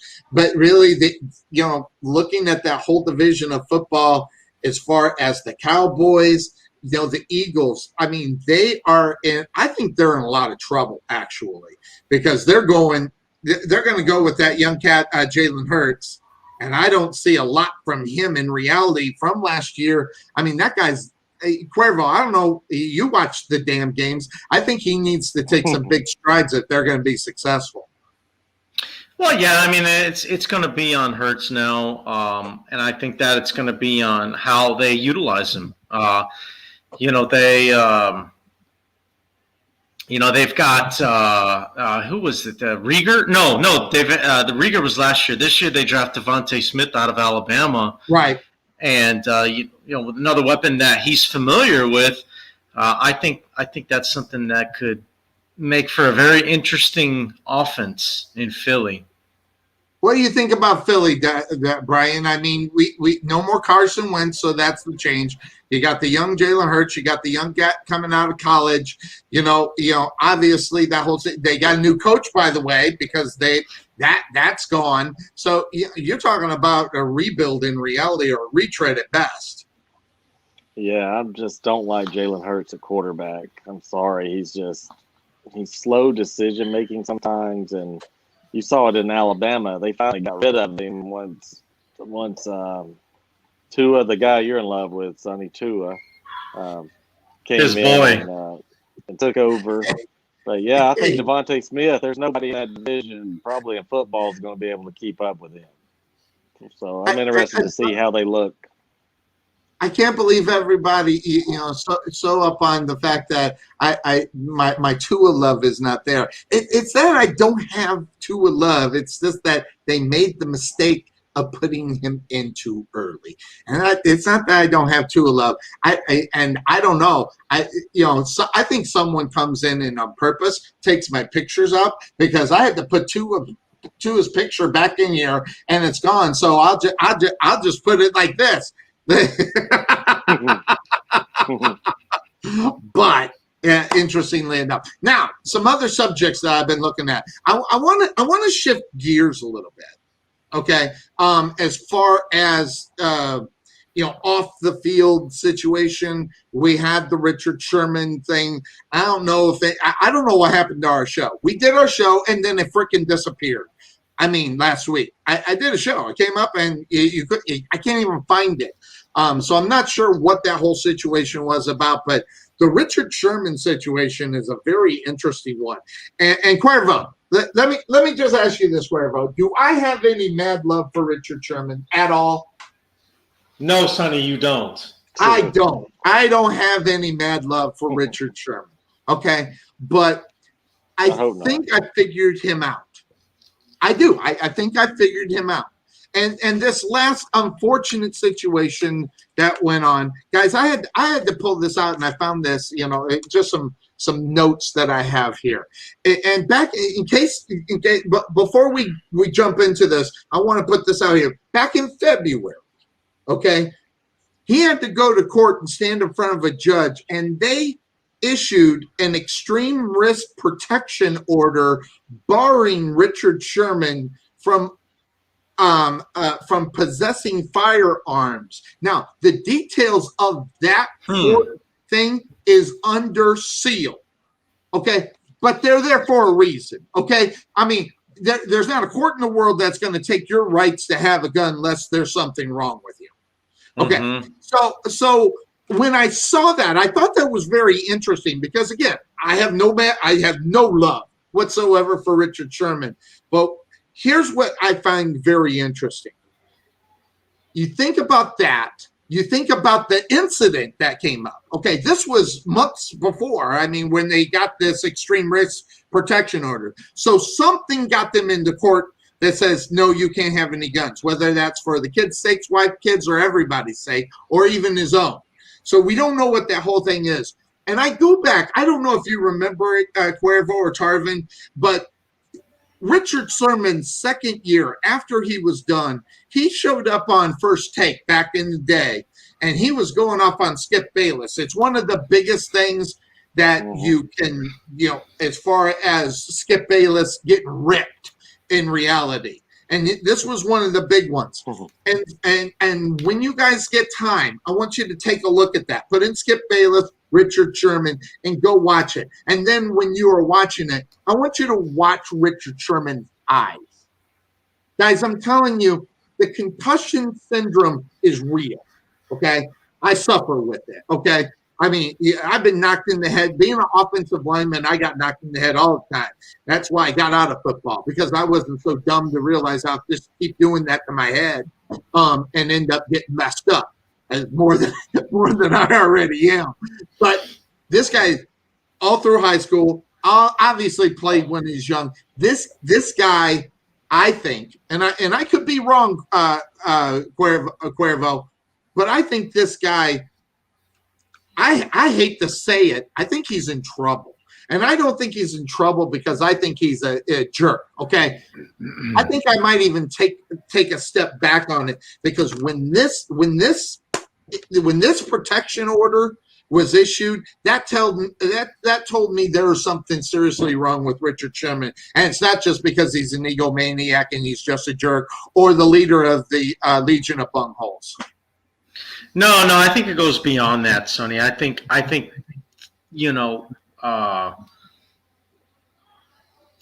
that is there like a restraining protective order against his family? Like he can't go around them? No. The protective order is just barring him from possessing firearms. Got it. And okay. The details of that are sealed. And when they're sealed in the court, you're not going to get that information. It's just not going to happen. So we're not going to know. But in order for that order to be brought down, Cuervo, some shit went down. And and it wasn't good. And it had to be against his family or somebody that is known, or they're just worried about him in general for his own protection. I.e., if you go back if you want to hear the recording, I actually have it. And I can push the button and we can listen to the 911 call. But the first thing Ashley Sherman said, "Don't shoot him." I mean, she was he's out of his mind. So when I heard that from her, that's what took me to the point where I'm thinking Richard Sherman, as far as his mental health, this guy's in a lot of trouble and he needs some help. And as much as I want to bash the guy, I don't necessarily want to see him hurt himself, his family, his wife, or anybody in reality. Right, and I think, and I don't know laws, verbatim, Sonny, but the common sense tells me that I think how this went down is, the judge probably looked at the situation and said, look, he considers him a threat either to himself or others. The quote, by the way, that was put out from the judge, he poses a danger to himself and others. And that's what I'm saying. And that says a lot about the whole thing. And that's why I go back to football. See, everybody talked about how smart this guy was. Okay. I don't know if you know Sonny, that's the biggest thing everybody's talking about. But when you're talking this condition, that goes around intelligence because it turns you into someone totally different in reality. Right. But that's why people are saying that's not who we think Richard Sherman is. Okay. Well, I'll tell you this. I wouldn't discredit his Stanford education. All right. And I'm not putting Stanford on a pedestal. But at the same time, do I think that he, like you said, I mean, he's probably a very intelligent person, but does he lack a little emotional intelligence? Yeah. Does he lack a little common sense? He probably does. Is that completely his fault? Probably not, because of the game that he plays. Yes. And I think that, I think we can say that for about 90% of the guys in the NFL. They're book smart. Right? They're book smart because they all went to college. They've got degrees and all that great stuff. Well, come on. You're giving some NFL players a little bit too much credit. Listen, I'm telling you, I've been around them. They're not all that bright. I mean, they may have the degrees. A piece of paper isn't worth anything unless you can wipe your ass with it. And listen, and that's just, yes, they've got the degrees. But I will say this. As far as intelligence is concerned, when it comes to Richard Sherman, I think it showed pretty well. I never thought Richard Sherman was a dumb person, a guy that lacked intelligence. I would say that he lacked judgment, and I think that's exactly where it comes from. It comes from the smashes to the head. Listen, before they instituted that rule that you couldn't lead with your head, that's all he was doing, Jack. That's all he was doing. And hey, sometimes you got to get paid the way that you're going to get paid. These are the results of that. But unfortunately, with the situation that happened, I'll ask you, does this guy get on a football team this year after that incident? And if he does, you want to talk about a liability, holy smoke.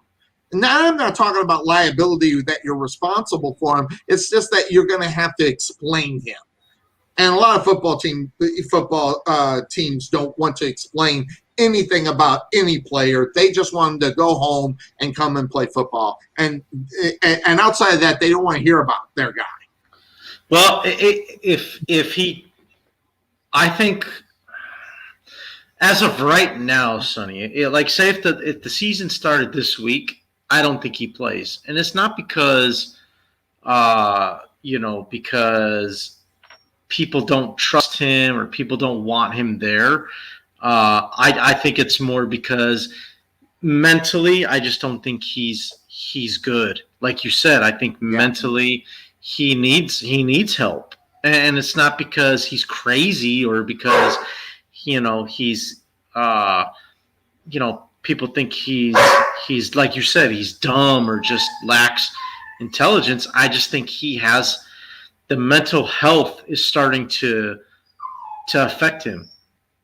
Just like it did with Antonio Brown for a while, right? Yep. But you see what happened to Antonio Brown. He took some time off. He collected himself as a person, and he turns around. He signs with the Bucs this past year, and he got himself a ring because he had somebody that was watching over him in Tom Brady, and now he's in a better place mentally, and I think that's what Richard Sherman needs. He needs somebody to help guide him, and get him where he needs to be before he should step on a football field again. Have you changed your opinion about Richard Sherman, Brian, after hearing the 911 tape and everything, and this extreme risk protection order that was barring him from possessing a firearm back in February? It really did. It changed me because I was first the knee-jerk react that whole thing in reality, and what do you expect from the Legion of Bunghole? That was my thing. What do you think? Remember Chris Benoit? I do. Wrestling. Remember what happened? Yep. He killed himself, but not before killing his entire family. When they looked at his brain, they're like, "Holy shit! What in the world?" Right. He was eaten up with CTE. And he was a nice guy. I think Sherman's a very smart guy. Most college players' degree means nothing, but Sherman's very intelligent. Yeah. I think he got into a situation where he had a gun. He was threatening to kill his wife or someone and himself. That's why that order came out. That guy needs serious help right now. I'm telling you, because Chris Benoit was the nicest family man in the world until he wasn't. Absolutely. And then I just don't want to see that happen again. And I'm hoping people are looking at that and trying to help the guy or something, because even so much so I changed my opinion on the whole thing, guys. If I have the 911 call, I'll play it as we're going out, and if you want to listen to it, you can do so, because it's a very telling, I guess, video, here on the show. It's very telling. It tells about 4 different stories in one telephone call. So it was very interesting how he did. We just lost Sharvin. Hopefully we'll get him back. If not, it's always good to see Brian. I'll tell you what, Sonny. I'll just say this. I honestly, and I mean this in a good, positive way, I don't want to see Richard Sherman on a football field. I think I'm right there with you. I don't want to see him again until he is in a better place mentally for himself. Yes.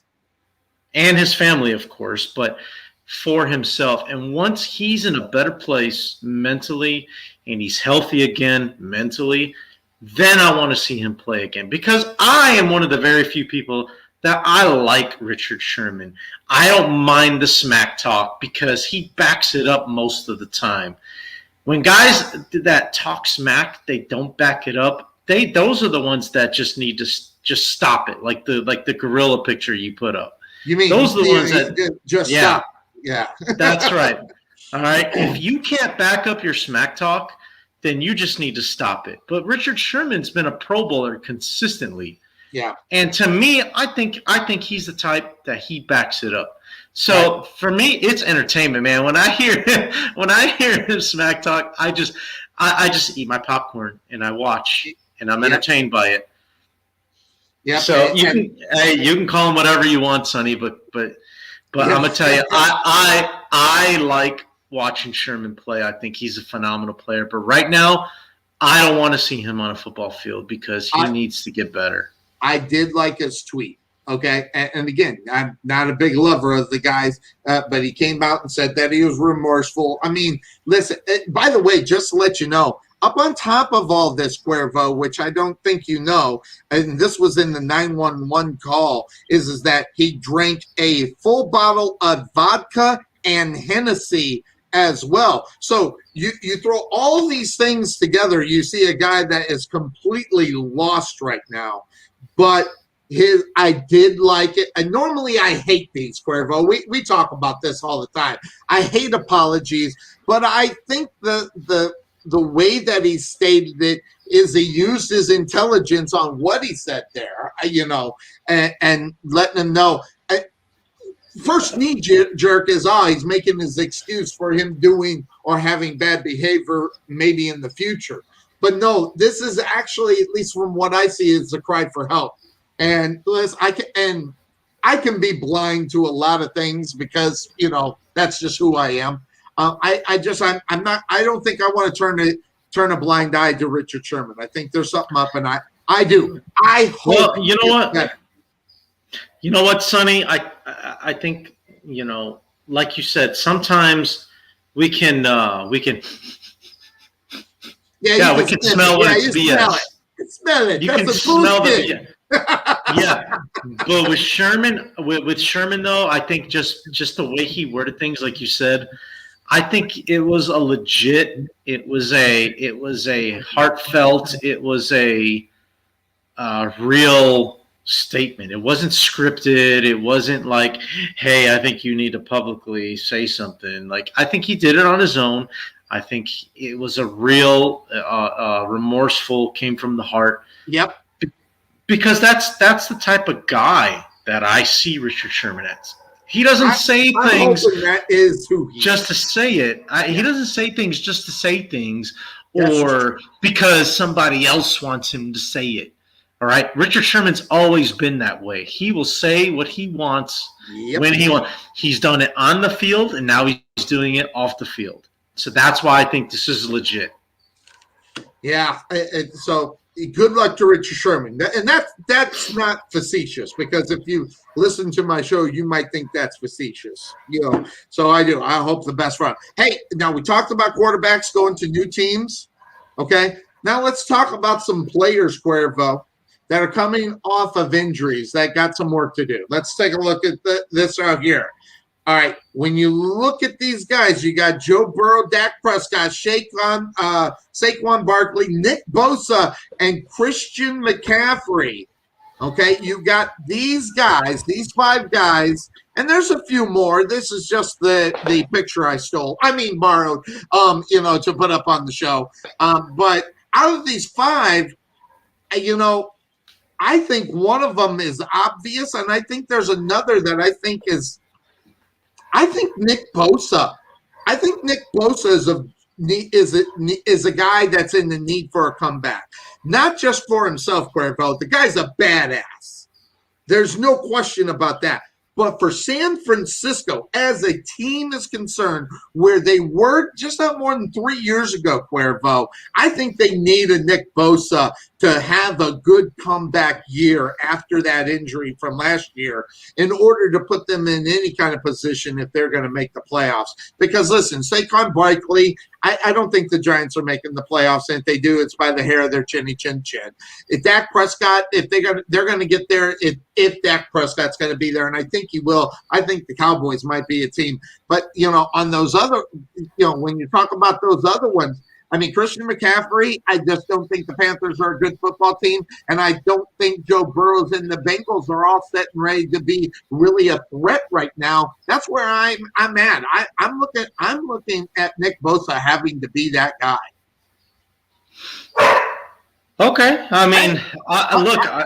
How's your puppy?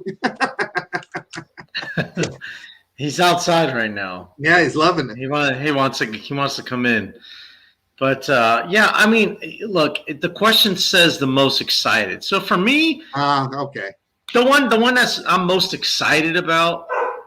I like watching Saquon Barkley play. I mean that guy, makes one or two highlights just about every week, and McCaffrey does too. That's what I would have picked. I would have picked McCaffrey because he's a human highlight machine when he's healthy. Oh, for sure. But now when we talk about now, if you want to change the question around and say who's the most critical to their team, or which one are you? Do you think is most critical for a comeback?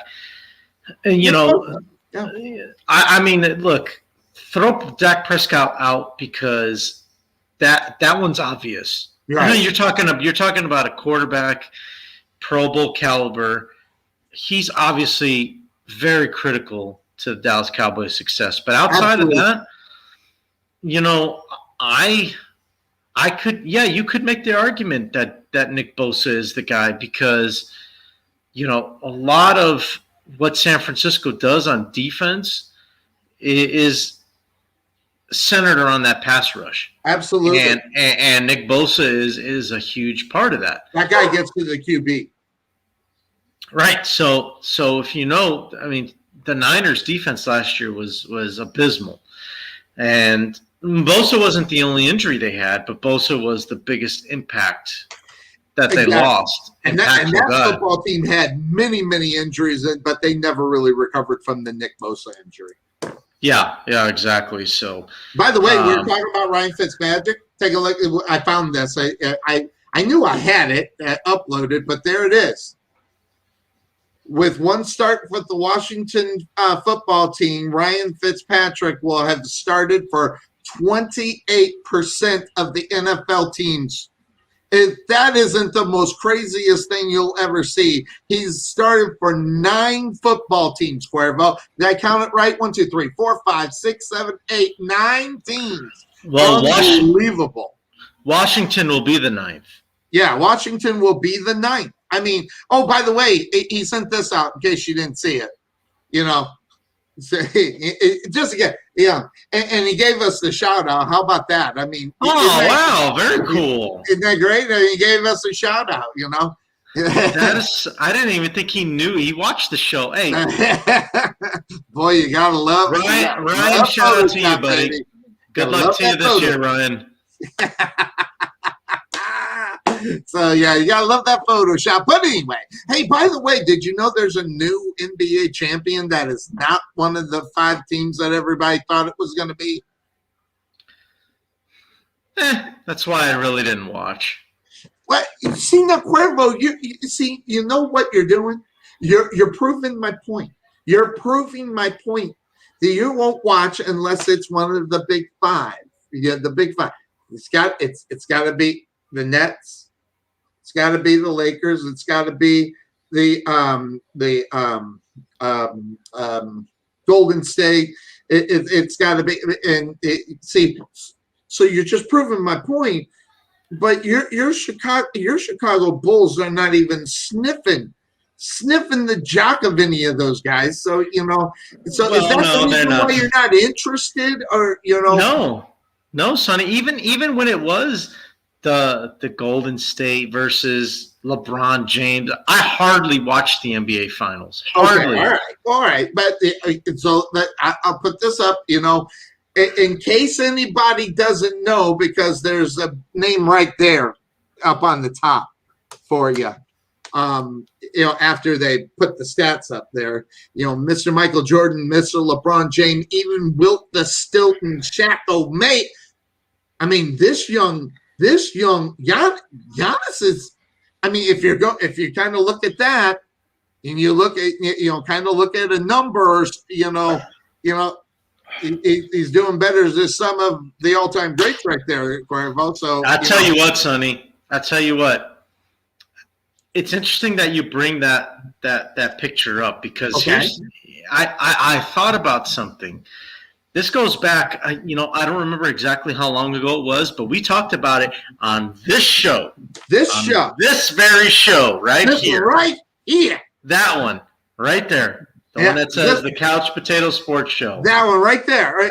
One. Mine's that right there. Yeah, so I guess what you got.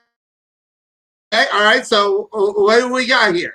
We asked the question, I forget however many years ago, 2, 3, 4 years ago. Okay, wow, this is going back in the archives. Okay. Who's going to be the next face of the NBA? And again, I don't know how I did it, but I mentioned Giannis. You said Steph Curry. I did. You were probably more right than I was, because Curry's got what, 3 rings? Curry's got 3 rings. Yeah. People were trying to say maybe Kawhi Leonard, and I said no. I said, watch out for Giannis. Watch out for Giannis. And I knocked him because I didn't think Milwaukee was going to win with him, just due to the fact that I thought they lacked defense. Mm-hmm. And, well, at least for this year, I was wrong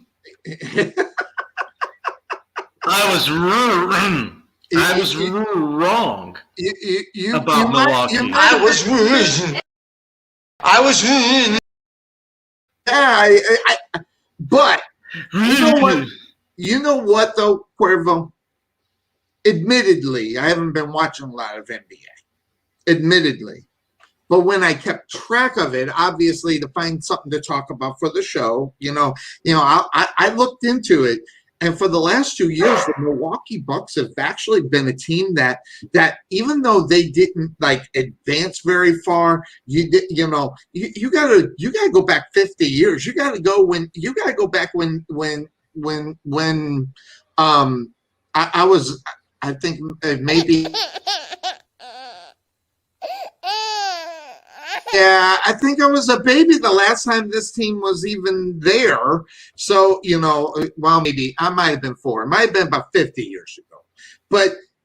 But this team has quietly been a team that has been, and interestingly enough, playing team ball. You're not normally sitting and listen.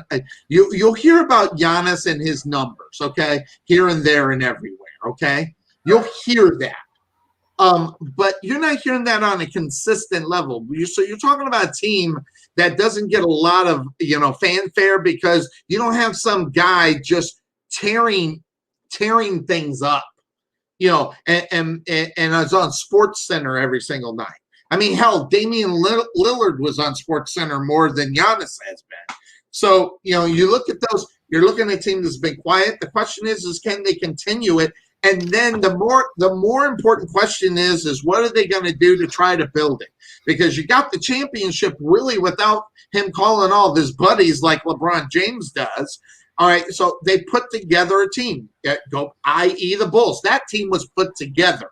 It wasn't, Mike going, yo, Rodman, why don't you come on? No, this was put together. So the question is what are the Bucks going to do to put it together? And then you have to ask, will they be capable of putting it together? Well, I mean, is Milwaukee a place that guys would be excited to go to? Probably not. Man, Laverne and Shirley, man, with the beer going, by, Laverne and Shirley, happy days, baby. Yeah, well, okay, Sonny, it's not 1975 anymore, all right? All right. Yeah. You're telling me there's a chance. I don't know. A very small chance. Very small chance. I mean, the last time this team won was, what did you say, 50 years ago? Yeah, it was 50 years ago. I was a twinkle in my father's eyes. Yeah, maybe, yeah. At that time, yeah. And I was around, just not aware. But anyway, you think about that. I just don't think that, like you said, Cuervo, what are they going to do? Watch the beer go by? There's nothing to do in Milwaukee. Okay, all right. So you don't have. It's not like Dallas. Okay, think about this. It's not like Dallas. It's worse than Dallas. Okay, and Dallas isn't great either. I mean, when the freaking Mavericks won the championship, they couldn't get anybody to go over there and play with Dirk, regardless of whatever you think the reason might be, because there was nothing. And there's more stuff to do in Dallas than there is in Milwaukee. But that talent, Milwaukee's going to lose this guy because the simple fact of the matter is if you look at the history of this game for the last 20 years, a team like Milwaukee is not a team that's going to, first of all, repeat or be any good for the next 4 or 5 years. So, for Giannis, now we're just hearing, the birds flying, will he go to a different team? When will he be? Heck, even Damian Lillard's actually being rumored to go play with LeBron James. And I'm going to tell you right now, I never thought that would come by, but at the same time, he got his max money, so he can go anywhere. Now it's about championships. So, I think Damian Lillard has a better chance of winning the championship before Giannis does if some of those scenarios they're talking about Damian Lillard making the step out and getting out of Portland. Yeah, so I've heard that too. I think the only way that happens is if the Lakers trade Anthony Davis. That's probably the only way it's going to happen. Because they got to get value for it. Now Anthony Davis doesn't have the value that a Damian Lillard has. However, he's a game changer. So, but at the same time, if Anthony Davis goes up there, what good is that going to do the Milwaukee Bucks if you don't have Giannis? Well, yeah. That's a good point. In other words, can you build a team around an Anthony Davis in Milwaukee? Well, he'd go to Portland. I meant Portland. Yeah. Sorry. And I think you could. I think you could build a team around Davis in Portland. I'm not saying it's going to be easy, but I think if you're persistent enough, you could do it. The Kawhi action. Well, you got to get him out of L.A. Yeah. I don't know. Interestingly enough, and I've even heard listen. I'm just gonna what day? And I lost my pad, so I lost my date pad, but I'm gonna put one on there. If Steph Curry goes and plays with LeBron James, I'm all done being a fan of this guy, because if there was anybody that should want to beat LeBron James, it should be Steph Curry. Instead of joining them. And that would just make me sick to my stomach if I heard that. If Steph Curry ended up on the Lakers, I think I'd give up on Steph Curry and being a fan of him because I like the dude. I like him too. But yeah, I just think that's the norm now, Sonny. NBA fans like you and I who are used to the older NBA. Yeah, we're just going to have to get with the times, and that is, I can't beat you, so can I come play with you now? Like that's the mentality of these NBA players nowadays. For God's sakes, they lost to freaking France this morning. Yeah, thank you very much. Oh my God. Thank you very much. By the way, is that embarrassing? It's beyond embarrassing. And just looking at the history and going back, And let me guess, Sonny, they all took a knee before the game started too. That part I don't care about, but the fact you're losing to France. That was terrible. Crazy knucklehead are terrible. And he says it right. That's just unbelievable. Listen. I thought basketball was our game. I thought that was the States. And now they are just sucking it up.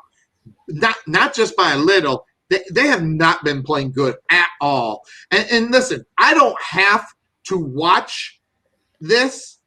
I don't have to watch it to know, because Cuervo, we didn't used to have to watch it to know that the USA was going to win. Okay, we didn't need to watch it. We just knew it. It just goes to show what's going on over there. And again, like, how do you lose to the French? Well, I do have a question, though, because I honestly don't know. So I might be just talking out of my ass here. But okay, I'm pretty good at that, too. But who played today for Team USA? Who was in the game? Because I honestly don't know the answer to that. Well, that's interesting that you say that, because Google has the answer all the time. For the U.S. basketball team, it'll be here. Starting lineup for the U.S. basketball team. Boom. And there's some names on them that are interesting. So here it is. Boom, boom, boom. Oh, I hit the wrong button. I hit the wrong one. God dang it. All right.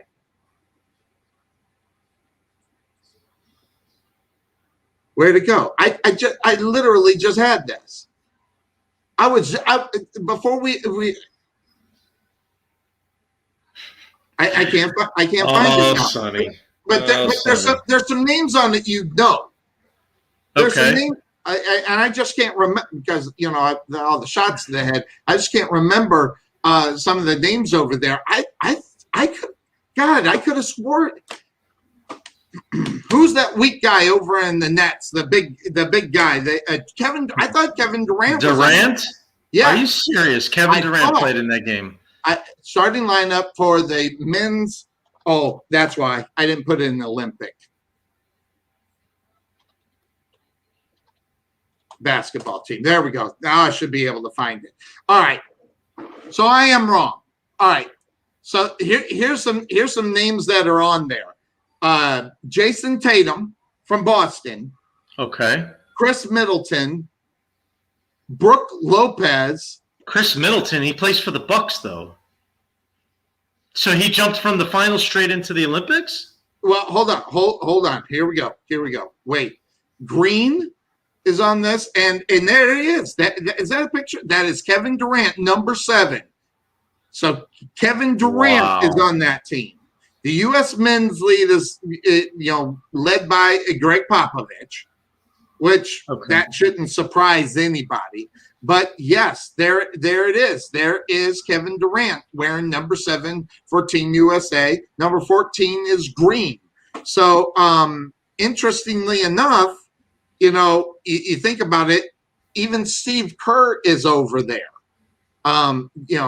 coaching with it. So I don't know what's going on over there, but that is not good. I mean, Kevin Durant, I mean, you would think that guy could just take over the damn game, right? Right. And so oh gosh, that's I know you made the comment earlier, Sonny, that you don't care about the kneeling. Well, I do, and here's the reason why. Because if you're going to take a knee during the Olympics, what that tells me is that you've got no pride in being an American. And I don't want to go down that rabbit hole, because you know why. Yes, you know why. Yes, but I do. At the same time, let's stick to this one part of it. You're representing the country, in front of the entire world. Oh my gosh, Cuervo, Damian Lillard's on this thing. I don't know what to say at that point, because I love Damian Lillard. Oh, me too. I got some mad love for him. But it still goes back to my point, though. The pride. Like, if these guys don't. Cuervo, here it is. Draymond Green's trash, so whatever. But still, he's better than anybody that's out there, Cuervo. Let's be honest. So some of the guys went over. Devin Booker's over there now. Kevin Durant's on there. Draymond Green, Damian Lillard, Chris Middleton, and Jason Tatum. I mean, these guys should be wiping the floor with these guys. I mean, wiping. But there's no pride, Sonny. That's the point. There's no pride in representing the United States. I don't care what you say. You can keep it in, all to yourself but it'll show when you can't even beat the damn French in a basketball game. 16-2 at the end of the game, and Todd keeps track of this kind of stuff better than and making these are crazy, and you know, well, it's just all those names unbelievable. I mean, so you know. And by the way, I seen all the messages, but I was trying to find the starting lineup in Google. So I seen all those messages that came out there. But everybody, you know, listen, Kevin Durant and Booker and Draymond Green, all these guys, they should be wiping the floor with anybody of them. I mean, you're talking about guys that I've heard of. Okay, listen, and that are, you know, depending on what you think about Draymond Green is what it is. But I mean, the guy is in the NBA and making millions of dollars, so he's supposedly one of the better ones out there. So lots of stuff there. That should be very interesting to see how that ends. That's what it is. By the way, your boy Mitchell Trubinsky. Hey, did you know he got married, Cuervo? I actually did know it was happening soon. I didn't know if it actually did already, but yeah. Yeah, he actually got married. Here's I grabbed up a picture of it right there, and you know. But we doubt there was a reception. So there you go. Yes, yeah, I bet there wasn't. I bet there was not. If anything, I hope his wife didn't get intercepted by any of the groomsmen.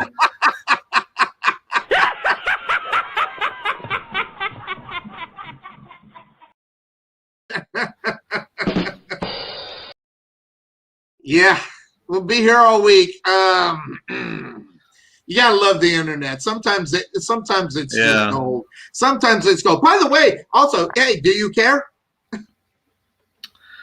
No, not really. I mean, he did play for the Bears last year, but that's So, and by the way, you know, we're talking about quarterbacks, Cuervo, doing a lot of serious talks about quarterbacks.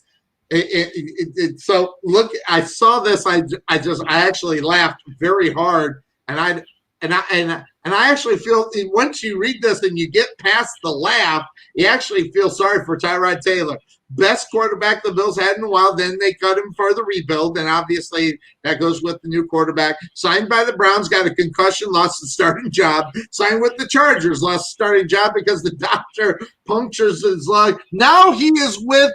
Guess what? The Texans. You want to talk about a guy that has been through a string of bad luck.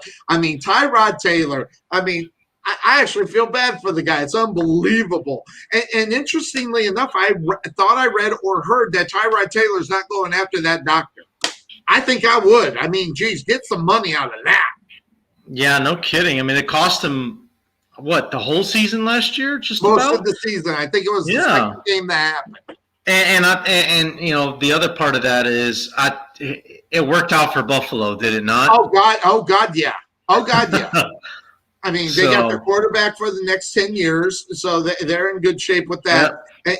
But listen, I would go back into the archives. You'll hear that I wasn't impressed with the Bills making the playoffs with Tyrod Taylor. I wasn't. It just the way it was. But you know, interestingly enough, I didn't even when I was doing more research. I came across this. I found this interesting, Cuervo.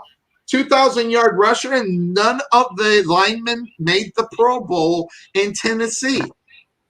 I mean, Derrick Henry runs for 2,000 miles, and they couldn't even get any creds, you know, with the Pro Bowl with the Pro Bowl nod. I mean, you want to talk about man, there's just something wrong with that. I mean, I don't know. Is it the lack of respect? I mean, unbelievable. I don't get that. How not one of those starters made the Pro Bowl. Unbelievable.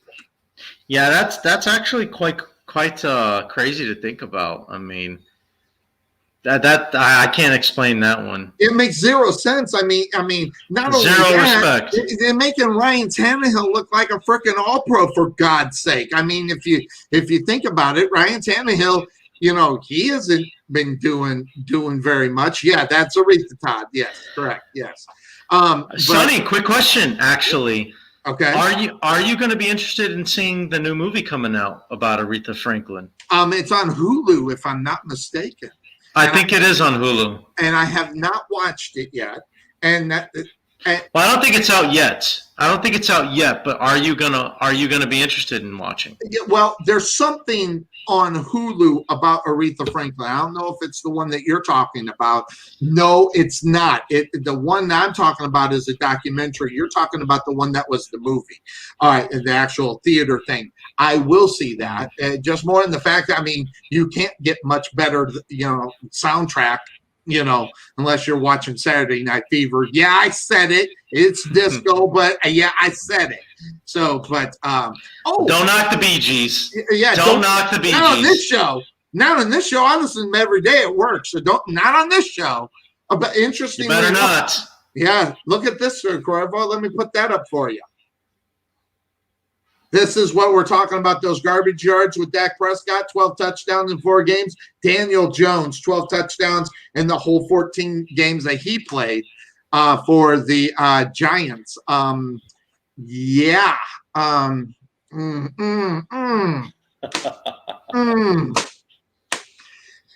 want to talk about a team that's in trouble? Saquon Barkley is supposed to start the season out on the PUP list. I mean, that the Giants are in a lot of trouble. He's the only superstar they have, I mean, in reality. Yeah, my only take on that picture that you just showed, Sonny, if you want to put it back up or not, is that what it tells me is that Dak Prescott is 3 times more productive than Daniel Jones.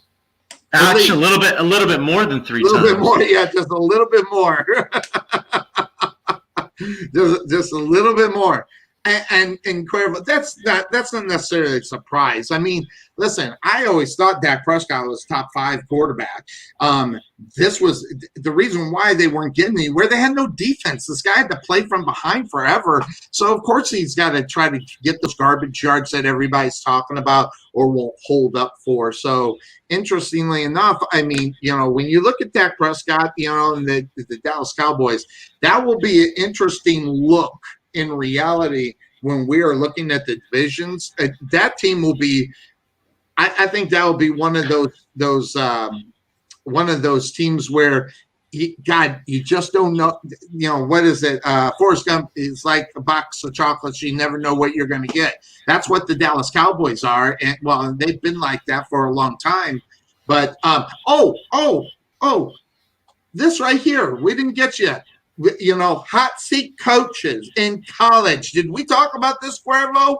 No, we did not. This one here was interesting, you know what? The reason why I saved it, because you didn't make it, so I saved it on here because all I know, and I don't know a lot. I just know Jim Harbaugh got re-signed. So I think the hot seat is off of Jim Harbaugh, unless they said, well, we'll sign you, but you better do something or we'll get rid of you. But Herm Edwards was an interesting name for the ASU Sun Devils. I thought was very interesting as far as that is concerned. Obviously, if you bring in Herm Edwards, say whatever you want about Herm Edwards. When you bring him in, you expect kind of Herm Edwards, the guy that does coach, and has coached before, you play to win the game and all this other stuff, but yet he has not been successful at all at ASU. Yeah, that one surprises me a little bit, Sonny, because I feel like Edwards has gotten Arizona State going in the right direction. I think they went bowling last year. I think they won the bowl game. So now I don't know why Ed Orgeron's on there. I don't know why Jim Harbaugh's on there. Like you said, he just got re-signed, but maybe they're willing to dump him if they don't beat Ohio State again. But I don't know. Yeah, so Ed Orgeron's only 1 year removed from a national title. And in his defense, he lost all of his talent. So, it sometimes it just happens that way. And I don't want to hear the comparisons to Nick Saban. All right, there's only one Nick Saban out there. You can't compare anyone to Nick Saban. I'm sorry, you just can't do it. Yep. Now, Randy Edsall, just because I've got some friends that are UConn fans, Randy Edsall's been there for quite some time. And so is that a wear out your welcome kind of thing going on up there? Yeah, I think that is what you probably have at UConn. It's a very, very hit or miss with UConn football. Mostly it's miss, but they have had a couple good seasons. But Clay Helton surprises me a little bit because I don't think he's been at USC for very long. And then the other two or three, I'm not really too familiar with as far as their coaching history at those places. Well, because they're not teams up there. Of course, you're talking about UTEP. It's a team that's never, in the snipping of any, never mind bowls. They make a bowl. It's usually the one in their own town. I forget the one that's down there in New Mexico in East Texas or West Texas. But Justin Futine, I don't know anything about him, but I know that's a football team that hasn't been relevant at all as well as far as college football is concerned, at least up until this point. That's on there. So, but let me see. I think I got all these in actually. Oh no! I forgot one. So I before I do this, let me just hit this button. Listen. I took a beating from Brian Tarvin. Yes, Brian Tarvin in the weigh-in sports talk room. I don't know if you've seen the beating that I took, but I took a major beating because I said it, and the only reason why he posted it in the room, by the way, in the weigh-in sports talk room. But really, to be honest, I don't think Bo even knows his own game. Because this is what it said, okay? All right, this is what it said. He says, I don't think if he knows his own football skills, but he says, if I played during this era, I probably would be averaging 350 to 400 yards a game. Says one Bo Jackson and Cuervo. I'm telling you right now, you just got to stop it. Bo, listen, and I get it. And I got reamed up and down one side to the other from those in the weigh-in sports talk that I don't know football, I don't know anything. All I know is that there's only been 2 players in NFL history that has ever averaged over 100 yards a game. Only 2, and I just can't remember. I put it in the room, but I'm sorry, and I love me some Bo Jackson. I love that whole thing, but I just don't understand how anybody can think that Bo Jackson or even Bo Jackson thinks that he can just run all over these defenses today. Listen, I'm old school as much as it is, and I love old school runners. But guess what, Cuervo? They're not running and averaging 100 yards a game. I mean, good God almighty. One of the things that I just, it just drives me nuts because the insanity that some will put up. And Brian Tarvin was buying in on this really good. So, Cuervo, I'm going to say, and I'm going to ask you, does Bo Jackson today average 100 yards a game? And that's 100. Now he said 300 to 400 a game. So he's definitely off his meds. So that being said, I mean, is this guy even close to 100? I mean, obviously, you're talking about if he was, younger again. Yeah.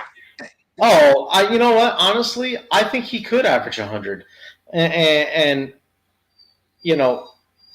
just because of the size and speed that he brought to the running back position, I definitely think that he would be very, very close, if not at 100 yards a game. Now, I think that comment, first of all,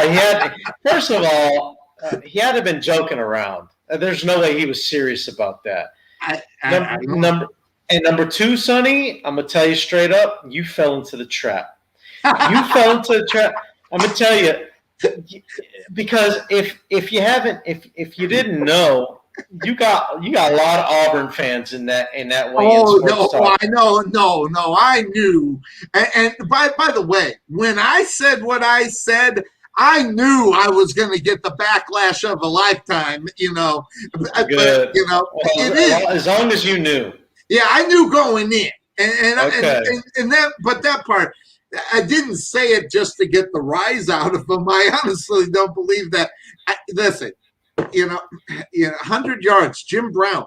You're talking about, and the guy that was 98 was the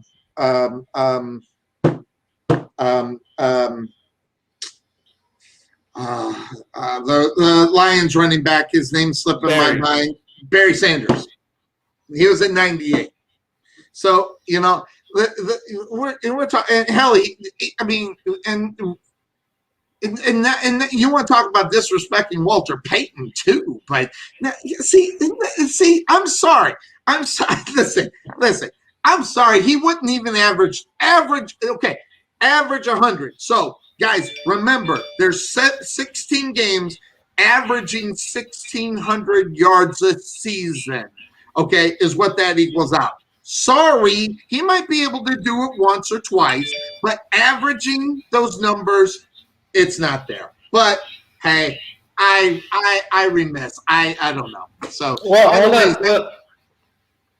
Well, the only thing I'll say to that, Sonny, the only question I got that is, are we talking 100 to 150 just rushing or all-purpose yards? Well, see, I don't know, man. That'd be that I would probably give him if you got both of them. But every running back, okay, is based upon the yards that he rushes, not his running games or the passing games. That adds on to what they could do. But listen, Walter Payton was one of the best out of the backfield, okay? He's not known for that. He's known for rushing the football. So you got to keep it within. Now, all-purpose yards, maybe I would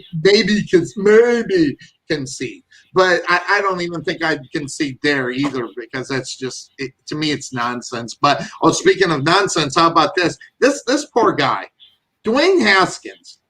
This poor guy can't catch a break, Cuervo. His wife beats him up at the airport. Okay, we're talking Dwayne Haskins. He's on a football team that just don't like it. But now he wants $20,000 back from his online hookup hoe. So I don't know. I just it's maybe it's young people, Cuervo. I don't know. But Dwayne Haskins has sent this woman over, I guess $200,000. Yeah, $20,000.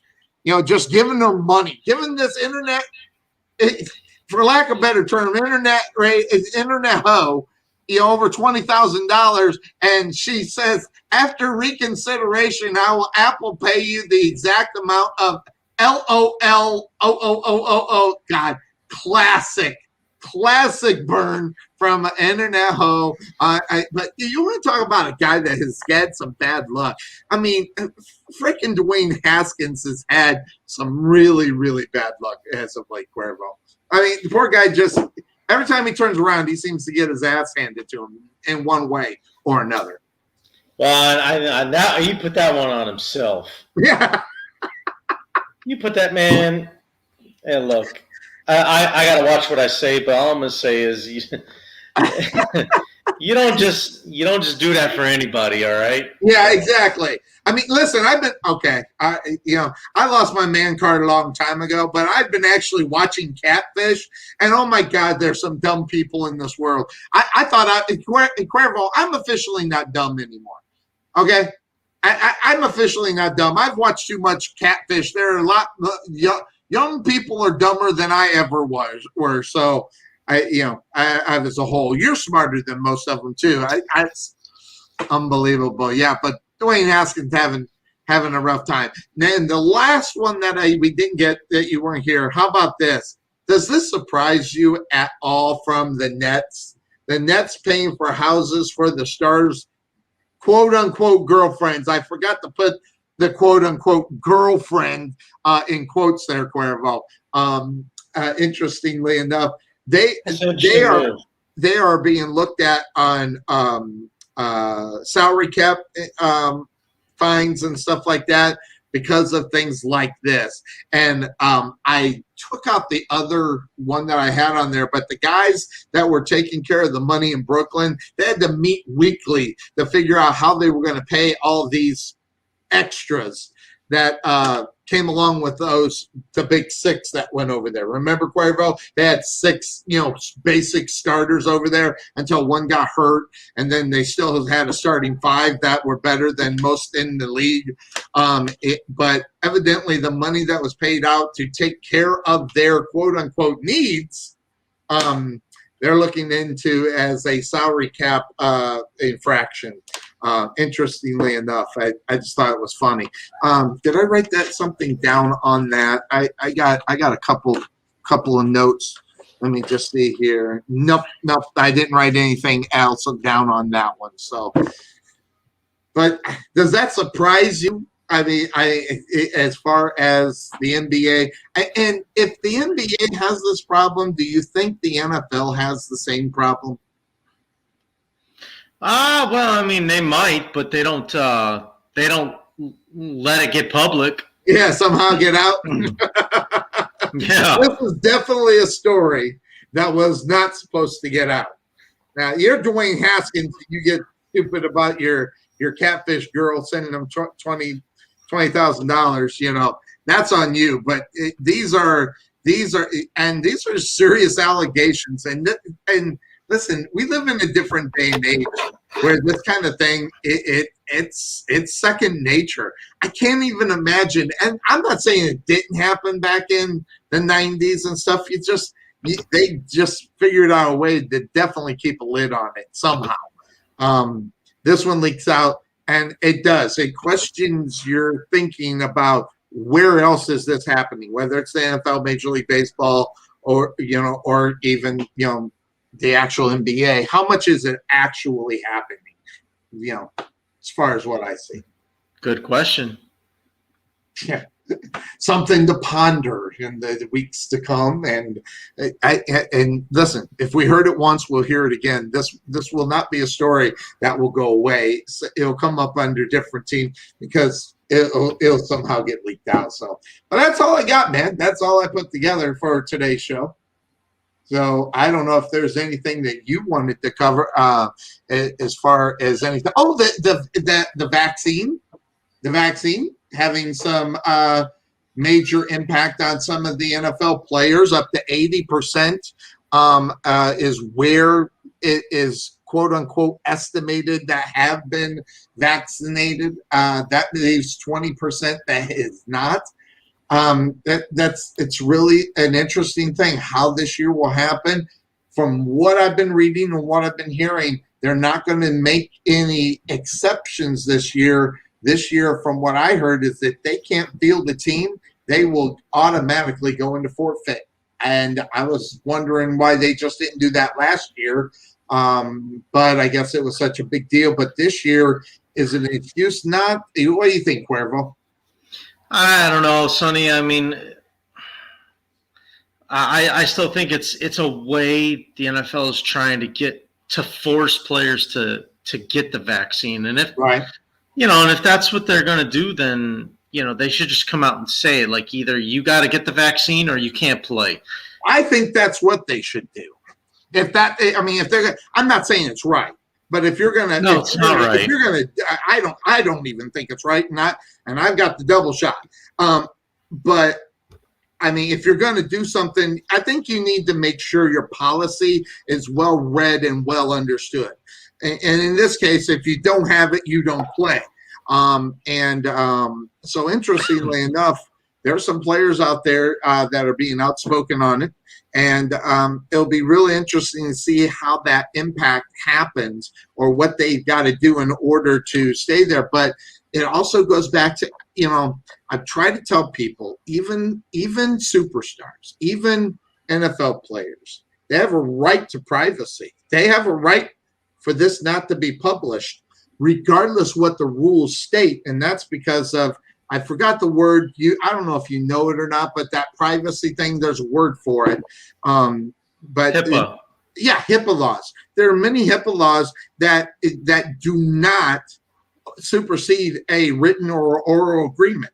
HIPAA laws are HIPAA laws, regardless what you say you can do. And so this will be a very interesting subject as they move into next year on how they're going to handle the COVID situation. And not only that, Cuervo, how they're going to handle the COVID situation, on the high school and college levels as well. I mean, it should be. Right. I get that's just right around the corner, and we're already hearing reports about some guys not making it because they tested positive, so they had to go into quarantine and stuff like that. So it'll be interesting to see how that really affects a football team, and then when it happens to a big superstar, because that's going to happen. I have a feeling. Yeah, it will happen, Sonny, and then it's gonna. That's when the rule is going to change, and like always, the NFL is going to be reactive rather than proactive about this. Yes, they are, and they're the king of it, by the way. It's going to be the talk of the league for about a good month or so, and we're going to stop focusing on what's important, and that's the actual game itself. Is Julio Jones going to have a good year with Ryan Tannehill at quarterback? I don't think he'll be as productive. I don't think so either. I think he I don't want to say he falls on his face, but he's not going to be that production monster that he could be with Ryan. Listen, we can say whatever we want about Ryan or Matt Ryan, but Matt Ryan was able to get the guy the ball. Now, whether or not he got in the end zone, that's a totally different story. But as far as yards, productions, things of that sort, I think they take a step back with a Ryan Tannehill more so than a Matt Ryan. Yeah. And so I don't get the benefit in reality for Julio Jones more so than it's all about money. But guess what? This was a trade. This had nothing to do with him getting the money he wanted. So unless that was relayed to the Atlanta Falcons, wherever you trade me, they better be willing to give up some money. So that part we'll never know. We'll never know what that whole story is all about. But I don't foresee Julio Jones having more than 800 yards and 7 or 8 touchdowns. I just don't. I mean, you're unless Ryan Tannehill turns back into the all-pro that he could have been when he came out of college. Which, hey, say whatever you want. Ryan Tannehill had a good year last year. His passer rating was unbelievable. He didn't make a lot of mistakes. I mean, granted, he didn't throw for 5,000 yards, but his numbers were very respectful. When you add a Julio Jones, maybe Julio Jones gets you a little bit more, basically just because of, in reality, what he brings to the table and his athleticism. Because really, to be honest, you're not going to. I don't think he's going to get much more than maybe half of the actual thing. Because let's be honest. I mean, Julio Jones is a guy that you got to hit in stride, Cuervo. If you go back, take a look at Dez Bryant. Dez Bryant. You get that guy in open field and hit him in, do it. Odell Beckham Jr. makes some great catches, but could you imagine if he was able to run with the ball after he caught it with Eli Manning, which he never did? I mean, really, when it's wide receiver, your money is about your money, but what gets you money in reality? Don't hold back. If you're not going to get any yards after the catch, I mean, your numbers are going to go down. Your money is going to go down. I just don't see how this was beneficial to him at all, unless his plans are not to re-sign a new contract with Tennessee. Yeah, and then that'll be remains to be seen. I mean, I guess all depends. If he likes his time there, then he'll probably stick around. If not, then he's going to move on. Yeah. So. Interesting. Oh, what's he say? Well, I think he needs a true number one receiver is what I think he's trying to say. Yeah. But listen, when you get Julio Jones, he is a true number one. On any football team, unfortunately, when you don't have the quarterback, Well, I'll tell you what, Sonny. I'll tell you what. You talk about a step-up number 2, A.J. Brown's a damn good receiver. Absolutely. I've been saying that all along. In fact, I was wondering why he was staying there. I mean, I was wondering why he's staying there, because the simple fact of the matter is, when they were talking about Julio Jones, I was sitting there thinking, you do grab that guy up, that opens him up big time. So the yards I don't think are going to go to Julio Jones. I think they're going to go to Brown, because regardless whatever you say, or whoever's that quarterback for the Tennessee Titans, if you're not keeping track of Julio Jones and maybe keeping an extra set of eyes on him, you might be making a mistake where it comes to where Brown can remain that step-up number 2 wide receiver for him. Yeah, and I think those guys will complement each other real well. And I think Julio's got a lot of respect for A.J. Brown, because – I mean, A.J. Brown offered to give Julio number 11, and he's like, that. Yeah, I heard that. Yeah, he didn't. He said, no, I'll take it. So to me, that's a sign of respect. Plus, I think Julio's going to wear his college number 8 anyways, because I heard about that, because that whole thing changed their numbers now, right? Yeah, I mean, it's a free-for-all now, Sonny. And that drives me nuts. I kind of like, I guess that's the old school. I get why they're doing it, and I understand. But it does mess with your mind, and that'll be really interesting. I mean, the GOAT is the GOAT is the GOAT, right, Cuervo? I mean, Tom Brady is the GOAT. It'll be really interesting, because you can't tell me that that's not part of knowing what is out there, what numbers to see out there. And then now you're going to throw a number 2 out there. And you're like, wait, what? He's a wide receiver. I wonder how that affects Tom Brady as he moves forward. I'm going to be very interested to watch that. Out of all the quarterbacks, Tom Brady, if Drew Brees would still be in there, I would love to see how that played out. Some of the big names that are out there, how that affect them. I'd love it. But some of these youngins probably don't have a problem with it, because they just fresh out of college. This was the norm for them. So I think it's more of how the old school and the older players are going to have to react and get used to, and that being at the quarterback position, because I think that's really the only place that really affects anybody. Yeah, it is. And I mean, I've seen some crazy number changes. In Chicago, you got a free safety wearing number 4 instead of number 39 now. So it's going to be really interesting to see how this all unfolds. We'll see how it works out. So, well, I think that's it, man. I think I'm glad I'm glad we were able to get you on, and I'm glad to catch you at some time. 3:30 was a little earlier. How's the studies going? I know you're doing some studying. Yeah, studies are going good. I've got a big paper that's due in a couple weeks, so I'll be working on that quite a bit. I'll do my best to get on next week with you, Sonny, but I don't want to make any promises right now. No problem. Hey, and if later works, that's fine. That'll work for me. I'm off all day, so if you find it later that it's better, it's good. Okay. But look at starting August 15th. That's where we're going for about 20 weeks straight, man. But the time changes. We go back in the morning, back up to noon on Sunday, starting week number 1. So I'm excited about that. Should be good. I am too. I'm always excited about the NFL season. Oh, yeah. NFL all year long, and Sunday, 7 hours. Are they going to give them extra hours because of the extra game? Or no, it's still going to be 7 hours of 7 hours. 7 hours, baby. Yeah. That's what it's all about.